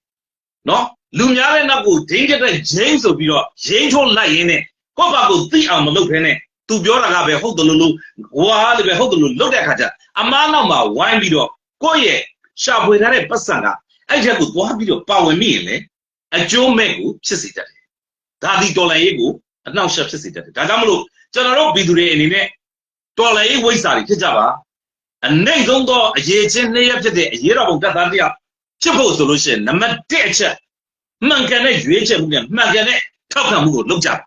အေးကျွန်တော်ဒီနေ့ရဲရဲဝံ့ဝံ့ကြီးပြောလို့ရတဲ့မှန်ကန်တဲ့ရွေးချယ်မှုနဲ့ထောက်ခံမှုကဘာလဲဆိုရင်ဒေါင်းမင်းစစ်ကြောင်းကိုလာပြီးတော့ support လုပ်ခြင်းဒီမှန်ကန်တဲ့ရွေးချယ်မှုနဲ့ထောက်ခံမှုဖြစ်တယ်နံပါတ်2အချက်အေးခမည်းကသတင်းမှန်တွေသိအောင်ကျွန်တော်ကသတင်းမှန်တွေသိအောင်ဘယ်သူမှလုပ်ပေးဖို့တာဝန်ရှိတယ်လဲဆိုလို့ဘယ်သူမှတာဝန်မရှိဘူးကော့ပါကိုပဲတာဝန်ရှိတာယနေ့တပ်ပေးတိုက်နေတဲ့ရဲဘော်တွေအခု live မှာ join လာတဲ့ရဲဘော်တွေမေးကြည့်ရဲဘော်ကိုနိုင်ဝမ်နော်ရဲမေအေမီနော်ကျွန်တော်တို့ရဲဘော်ကြီးကျွန်တော်နောက်ကြီးမိုက်အပဝေးမြန်မာပြည်အနှံ့ပြားမှာအသက်ပေးတိုက်နေတဲ့ရဲဘော်တွေအကုန်လုံးဒီဘယ်သူမှအတ္တမခိုင်းလို့မဟုတ်ဘူး တော်ရဲ့အသက်ကိုစွန့်ဖို့တိုက်ပွဲဝင်ဖို့ကသူတို့ကသူတို့ဆုံးဖြတ်တာသူတို့ကသူတို့တိုက်ပွဲဝင်တာသူတို့တော့မှအသက်စွန့်ရတဲ့တတိရှိပြီးတော့အသက်စွန့်ရတဲ့အထိအသိဉာဏ်ပညာနဲ့လုံနိုင်လို့ရှိရင်ခင်ဗျားတို့ကျွန်တော်တို့အရောက်ချင်းစီတိုင်းကအနည်းဆုံးတော့သိမှုဝိစာဖြစ်အောင်နဲ့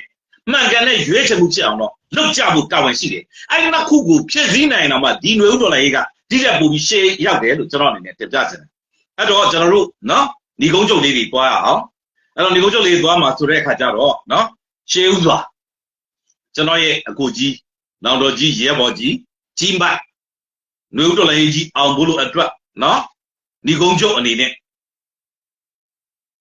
ဘာတွေကိုလှုပ်တဲ့တယ်လဲဆိုတဲ့အကြံပြုမှုနဲ့ပြည်သူတွေကဘလို့ပါဝင်တဲ့တယ်လဲဆိုတဲ့အကြံပြုမှုအပြင်ဒေါင်းမင်းဆက်ကြောင်းကိုပါဝင်ဖို့နော်အဲ့ဒါလေးကိုတော့ကျန်တို့ကလည်းဒီမှာကခလေးနဲ့ဂျုံကန်တယ်ဒါမှကျွန်တော်ခလေးသိမပြဘူးဟုတ်ကဲ့တိုက်ရင်ခန့်ချင်ကြတော့ဆိုတော့ကျွန်တော်ကနောက်ဆုံးဒါပေးခြင်းတယ်ကျွန်တော်တို့ဘက်ကအင်အားတာပြီးဟုတ်ကဲ့တောင်းတောင်းနေပြီဆိုတော့ဟုတ်ကဲ့မင်းအွန်လိုင်းအမြင်လုံးလည်းချပါကျွန်တော်တို့ဘက်ကနေပြီးတော့တန်းရတော့စဉ်းစားပေးပါမယ်ဆိုတာတော့ပြည်သူလူထုကိုသတင်းပေးခြင်းပါလေနောက်ပြီးတော့ဟုတ်ကဲ့ပါကျွန်တော်တို့ကလေးတွေအသက်အန္တရာယ်ကြီးဖို့အတွက်ကလေးတွေအတွက်ကြီးကာလေးတွေတော့ဝိုင်းကူညီရပေးပါလို့ကျွန်တော်လည်းဗျမရောက်နိုင်အောင်သေတော့မှာ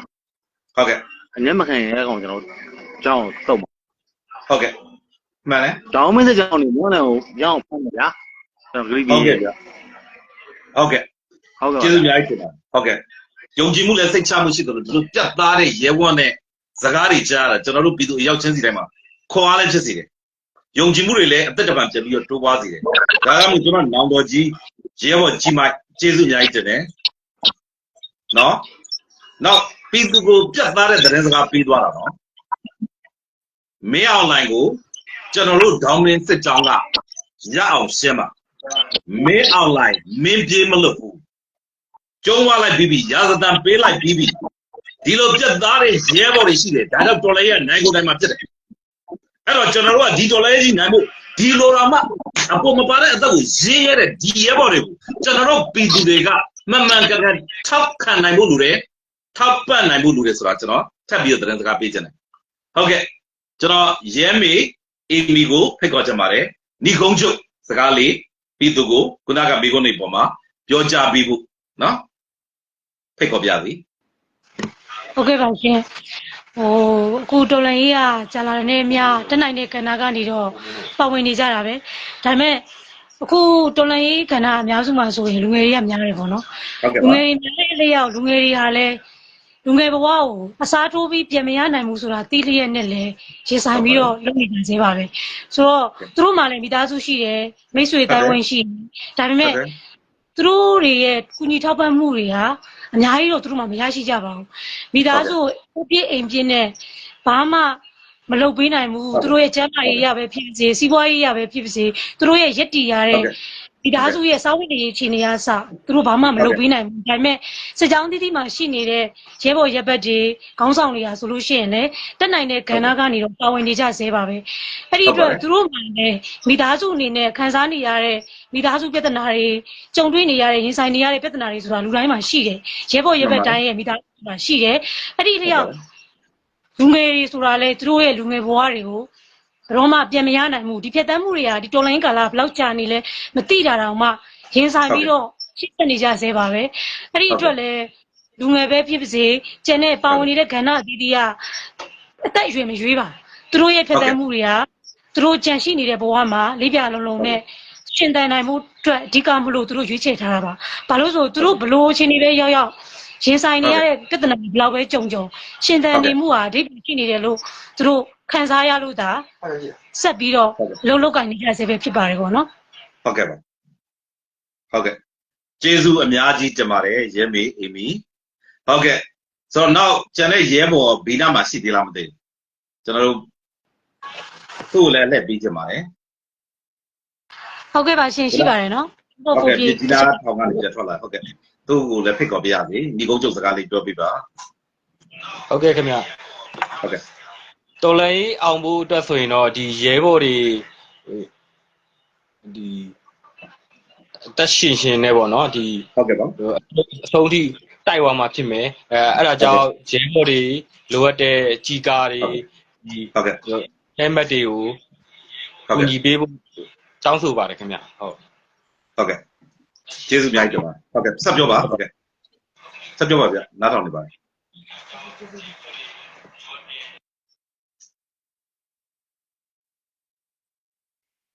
ဟုတ်ကဲ့အခုနောက်ဆုံးအနေနဲ့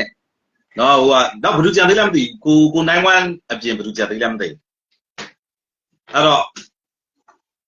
မကြံကိုနိုင်ဝမ်ကိုကျွန်တော်အထက်ပေးချင်ပါတယ်ကိုနိုင်ဝမ်အနေနဲ့ဒီပြည်သူတွေကိုညီကုန်းချုပ်သတင်းစကားလေးပြီးပါအောင်နော်နောက်တစ်ခါကျတော့ဒီဒေါ်လာရေးအောင်ဖို့နဲ့နောက်တစ်ခါကျတော့ဒီ down message အတွက်ကိုကျွန်တော်တို့ support လုပ်ဖို့အဲ့ဒါလေးကိုပြည်သူကိုညီကုန်းချုပ်သတင်းစကားလေးပြီးဖို့ဖိတ်ခေါ်ပြရစီ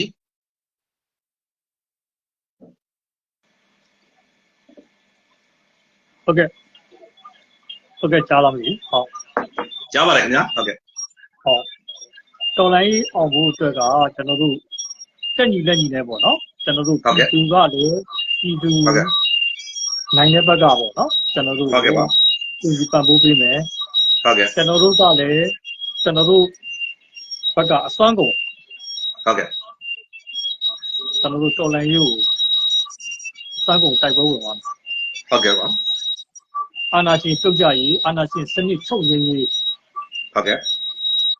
လင်းအွန်လိုင်းကျိုးစီတင်ရေးကျွန်တော်တို့စူးစမ်းပါမယ်ရအောင်စူးစမ်းပါမယ်ဟုတ်ကဲ့ကျွန်တော်တို့တောင်းမင်းစစ်ကြောင်းမှာကျွန်တော်တို့အခုလိုအပ်နေတာက helmet ကိုကျွန်တော်တို့ဘာကြောင့်helmet နဲ့ကြီးကဘာကြောင့်အကူကြီးတောင်းရလဲဆိုတော့ဟုတ်ကဲ့ကျွန်တော်တို့ဒီမှာရဲဘော်ဒီတခြားတရင်တပ်ဖွဲ့တွေမှာလည်းရဲဘော်တွေရှိတာပေါ့နော်ကျွန်တော်တို့ဒီမှာရဲဘော်ဆိုလို့ရှိရင်ခေါင်းထဲကိုသုံးစဝင်သွားတာ Oh my god ဒါထုတ်လို့မရသေးဘူးပေါ့နော် Oh my god ထုတ်လို့မရသေးဘူးအဲ့လိုအနေထားတွေဖြစ်နေတယ်တယောက်ဆိုလို့ရှိရင်ဒီကအုပ်ကရှိခဲ့လို့ရှိရင်အဲ့လိုခေါင်းထဲကိုဝင်သွားစရာအကြောင်းမရှိဘူးပေါ့နော်ဟုတ်ကဲ့နောက်တယောက်ဆိုလို့ရှိရင်နားထဲကိုဝင်သွားတာ Oh my god ထုတ်လို့မရသေးဘူးအဲ့လိုအနေထားတွေဖြစ်နေတဲ့အတွက်ကျွန်တော်တို့ကမဖြစ်မနေကျွန်တော်တို့ဒီကအုပ်ထုပ်ဒီကအင်ဂျီကျွန်တော်တို့လိုအပ်ပါတယ်ဒါမှလည်းကျွန်တော်တို့ရဲဘော်တွေဟုတ်ကဲ့ဟုတ်ကဲ့ရှေ့ဆက်ပြီးရှောက်လာတဲ့ညီကုန်းချုပ်ကျွန်တော်တို့အာဏာရှင်စစ်တပ်ကိုညီကုန်းချုပ်ဖို့အတွက်ကိုကျွန်တော်တို့မှာရှေ့ဆက်တော်လှန်ရေးသွားမယ်နေရာမှာလိုအပ်နေတဲ့အသက်တွေဘဝတွေအတွက်လိုအပ်နေတဲ့ကြီးကအုပ်ထုပ်တို့ကြီးကအင်ဂျီတို့လိုအပ်တဲ့ equipment တွေအတွက်ကိုပါဝင်ပေးကြပါလို့မိဘတို့မေတ္တာရက်ခံပါတယ်နောက်တစ်ခုကကျွန်တော်တို့ပါဝင်ပေးမယ်ဆိုလို့ရှိရင်ကျွန်တော်တို့ down message စစ်ကြောင်း page ဟုတ်ကဲ့ကျွန်တော်တို့လိမ့်နေချပေးထားပါတယ်သူကလည်းအတွက်လိမ့်နေချပေးထားတယ်အဲ့ကိုဓာတ်ရိုက်သူကလည်းရပါတယ်ဟုတ်ကဲ့ပါကျွန်တော်တို့ YouTube မှာလည်းတင်ထားပါတယ်ဟုတ်ကဲ့ပါ Facebook မှာလည်းတင်ထားပါတယ်ဟုတ်ကဲ့ပါဟုတ်ကဲ့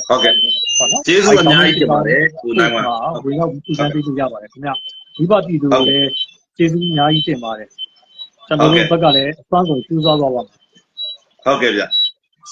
ကျေးဇူးတင်ရမှာကကျွန်တော်တို့ကပြည်သူတွေက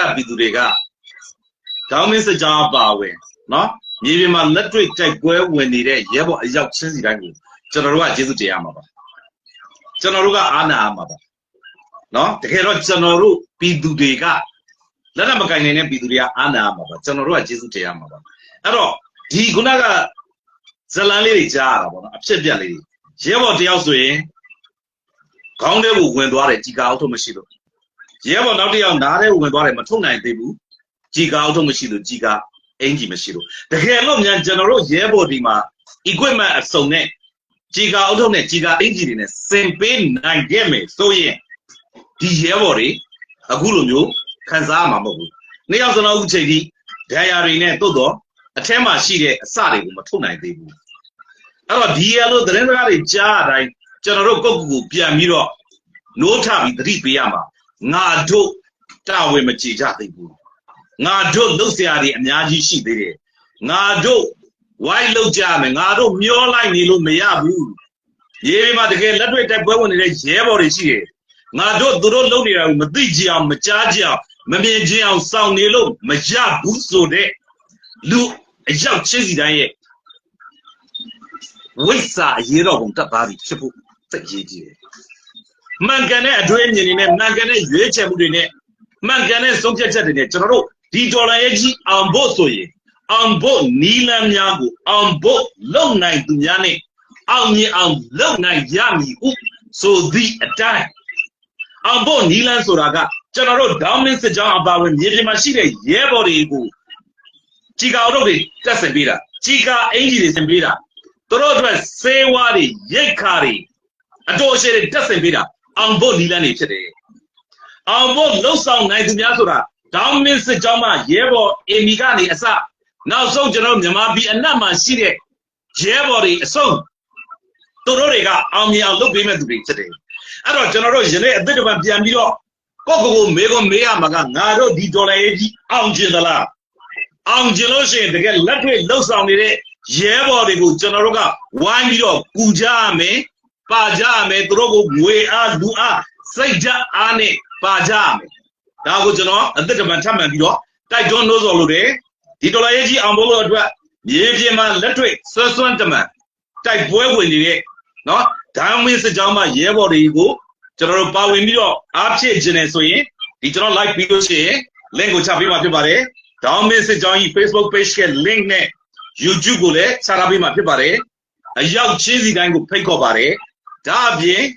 ဒိုင်းမင်းစစ်ကြောင်းကိုဓာတ်ရိုက်သွားပြီးဆက်သွယ်ပြီးတော့အကောင့်ကနေတစ်စက်သွားပြီးတော့ပေးဖို့လူတန်းဖို့လည်းဖိတ်ခေါ်ခြင်းတလို့ကျွန်တော်တို့ဒိုင်းမင်းစစ်ကြောင်းရဲ့ Facebook page နဲ့ YouTube not channel တွေကို like subscribe နဲ့ follow ဝိုင်းလုပ်ပေးဖို့လည်းမြတ်တာရက်ခံကြတယ် comment တွေရေးခြင်း share ပေးခြင်းအပြင်လည်းဝိုင်းဝန်းပြီးတော့မြတ်တာပြပြီးတော့တော်လေးမှာတထောင်တနေရာကနေပါဝင်ဖို့လည်းဖိတ်ခေါ်ခြင်းတယ်ဒီလိုလုပ်ချအပြင်ဒီဒေါင်းမင်းစစ်ကြောင်းပါဝင်ရဲဘော်တွေရဲ့စွန့်လွတ်စစ်စားအနစ်နာခံမှုနဲ့သူရဲကအာဇန်ဒီပိသားမှုတွေကိုပြည်သူတွေကများများသိလေများများလေးစားချစ်ခင်ပြီးတော့များများဝိုင်းပြီးတော့ခွာတွေရမယ်အားတွေတက်မယ်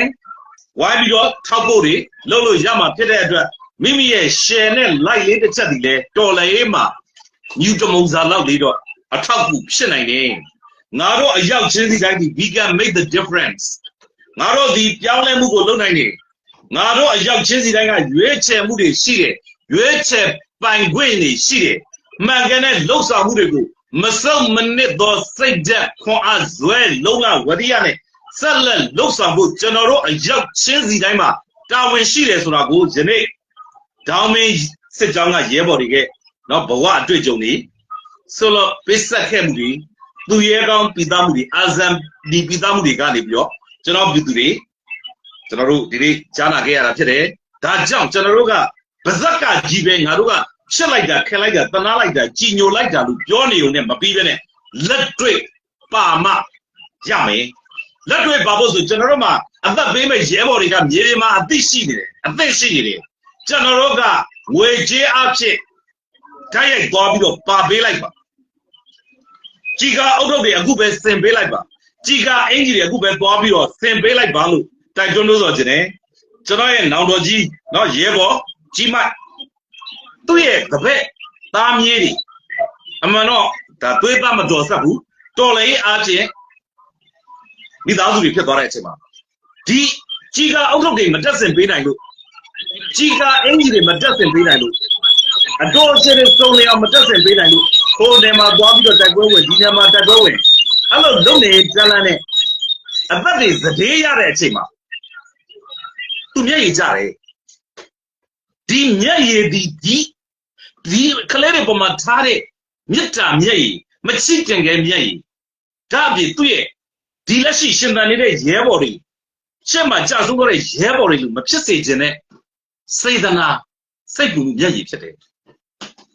ဒီမျက်ရည်ကကျွန်တော်တို့တော်လှန်ရေးကြီးပါလွတ်လပ်ရေးကြီးလွတ်လပ်မှုကိုရရှိအောင်ဆောင်ကျဉ်ပေးမဲ့မျက်ရည်ဖြစ်တယ်အဲ့တော့ကျွန်တော်တို့ရဲ့နောင်တော်ကြီး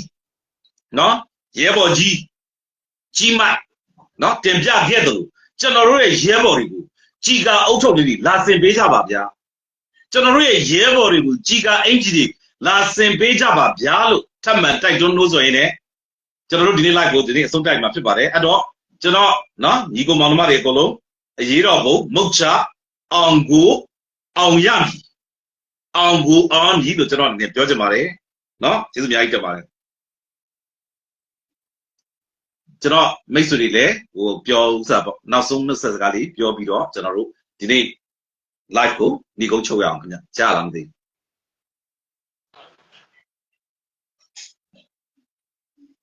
ဟွာကိုနိုင်ဝမ်ကိုရဲဘော်တွေကိုအတန်ပိတ်ထားလားမသိဘာမှမကြား ဟုတ်ကဲ့ရှင်မိကြရပါတယ်နော် ဟုတ်ကဲ့နော်ဟုတ်ကဲ့အရေးတော်မုတ်ချကျွန်တော်ကအောင်ကိုအောင်မှဖြစ်တယ်အောင်ဖို့လည်းကျွန်တော်တို့လုပ်ကြရမယ်ဒါပေမဲ့ဒီနေ့ခွန်အားအရင်ဖြစ်ရပါတယ်ဟုတ်ကဲ့ပြောပါခင်ဗျ ဒီသားလေးနေရာရဲဘော်တွေကလည်းလုံးဆရာရှိတာကိုဆက်လုပ်နေကြအောင်မှာပါပဲလို့ပြောချင်ပါတယ် ဟုတ်ကဲ့ပါဟုတ်ကဲ့ဟိုဖြစ်စွက်များပြောဆိုချင်တာလေးတွေဘယ်သူရှိပါသေးလဲဖြစ်စွက်ပြီးတော့ပြောဆိုချင်တာရှိရင်ပြောလို့ရပါတယ် တော့ပြောခဲ့တယ်လို့ပေါ့ကျွန်တော်ကလေးတွေစစ်မှုထမ်းပါသွားခဲ့တယ်တချို့လည်းဆုံးခံလိုက်ရတယ်ပေါ့နော်ကျွန်တော်တပည့်တွေကျွန်တော်ပြန်မတွေ့ရတော့ဘူးဟုတ်ကနေတယ်သူတို့တက်ကျွန်တော်လက်ကိုင်းလမ်းကြောင်းကျွန်တော်ရွေးခဲ့တယ်မင်းတို့ဘယ်တော့မှမလဲငါလေးမိုက်ခဲ့တယ်မိုက်ပြီဟုတ်ကဲ့ဆုံးပြောရမယ်အခုချိန်ထိကျွန်တော်မိနေကျွန်တော်ဆက်သွယ်မရဘူးဟုတ်ကဲ့ကျောင်းညီမလည်းကျွန်တော်ဘလို့ထားတယ်ပြီးရောပေါ့ဟုတ်ကဲ့အခုကကျွန်တော်ပွင့်နေပြီမိုင်းဒီကောင်တွေကိုအပြတ်တိုက်မှကျွန်တော်အိမ်ပြန်ရမယ်ဆိုတော့ဒီဘက်ရကျွန်တော်ရွေးလိုက်ပြီဟုတ်ပါတယ်ဒီလမ်းစုံတိုင်းကမှကျွန်တော်ကတိုက်ပွဲတစ်ပွဲပါလဲဆိုတာလဲကျွန်တော်လည်းကြုံခဲ့ပြီကျွန်တော်ကလေးတွေမျိုးရှိမှကျွန်တော်ဘက်လည်းမျိုးရှိမှတစ်ပတ်သားကိုတိုက်လို့ရမှာလေဟုတ်ပါတယ်ဗလားဘောင်းမီတို့လည်းပတ်ပြည့်လို့မရဘူးတစ်ပတ်လည်းပြန်ပြည့်နေကြီးစက်နေပြီဟုတ်ပါတယ်ဆိုတော့ကျွန်တော်ကလေးတွေကိုကျွန်တော်ရဲဘော်တွေကိုအကာအကွယ်လေးလုပ်သိနေတယ်လုပ်ပေးသိနေတာပေါ့ဗျာဒီရင်လည်းအဲ့လိုကျွန်တော်ရောကနေပြောပြည့်စုံမတက်စင်ပေးနိုင်လို့ကျွန်တော်တာနေရောက်ကြားခဲ့ပြီဟုတ်ကဲ့ဆိုတော့အခုတိုက်ပွဲမှာကလေးတွေကိုကျွန်တော်တို့ကကြီးကပါညာပေါ့အပြည့်စုံစင်ပေးခြင်းပါတယ်ဟုတ်ကဲ့ဒီအာနာရှင်တို့တိုက်ဖို့ဆိုရင်ကျွန်တော်တို့ကူညီပေးပါကျွန်တော်ကဒီနေရာဆင်ခေါ်ပါတယ်မင်းအောင်လိုက်နည်းနည်းအမြင်ချဟုတ်ကဲ့တညညစဉ်းစားပေးမယ်ဆိုတော့မဆက်ကျွန်တော်ပြေးခြင်းပါလေဟုတ်ကဲ့ကျွန်တော်ကလည်းပွဲပေးတဲ့အထိမင်းအောင်လိုက်ထားတဲ့အထိမင်းအောင်လိုက်ဥဆောင်တဲ့စစ်တပ်ဟုတ်ကဲ့ပြောတယ်ကျွန်တော်ကတိုက်မှာစစ်တပ်ရဲ့စနစ်စစ်ဘီလိုရန်နေရစစ်သုံးမျိုးပါဗျာစစ်သုံးမျိုးကြက်တိုက်မှာအဲ့လိုမှပဲသွားခြင်းနဲ့ဖက်ရက်ဒီမိုကရေစီဆိုတော့လမ်းကြောင်းရောက်မှာဖြစ်တဲ့အတွက်ဟုတ်ပါတယ်ကျွန်တော်ပြောချင်တာကတချို့တော့တိုက်ချင်မှတိုက်နေမယ်ကျွန်တော်တို့ NLD တွေတိုက်နေတာမဟုတ်ဟုတ်ပါတယ်ဘောင်းတို့ဒီတွေတိုက်နေတာမဟုတ်ဘူးဟုတ်ပါတယ်တိုင်းပြည်လုံးတို့မျိုးတိုက်ဆိုတာကိုတောင်မဆက်ကြောင်ကတိုင်းပြည်လုံးတို့တိုက်နေတယ်ဆိုတာကိုပြည်သူတို့သတင်းပေးခြင်းပါလေဗျဟုတ်ကဲ့ပါဟုတ်ကဲ့ကျေးဇူးအများကြီးတင်ပါတယ်ကိုနိုင်ဝမ်အနေနဲ့တော့ဖြည့်ဆွတ်ပြီးတော့ပြောချင်တာရှိပါလား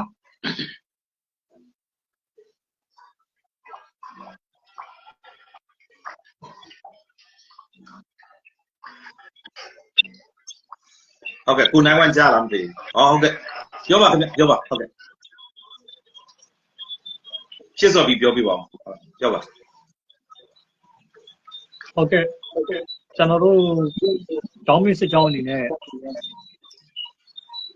ကျွန်တော်တို့စစ်ဆက်လုံးဝမဲ့တော်လိုင်းရေးကြီးကို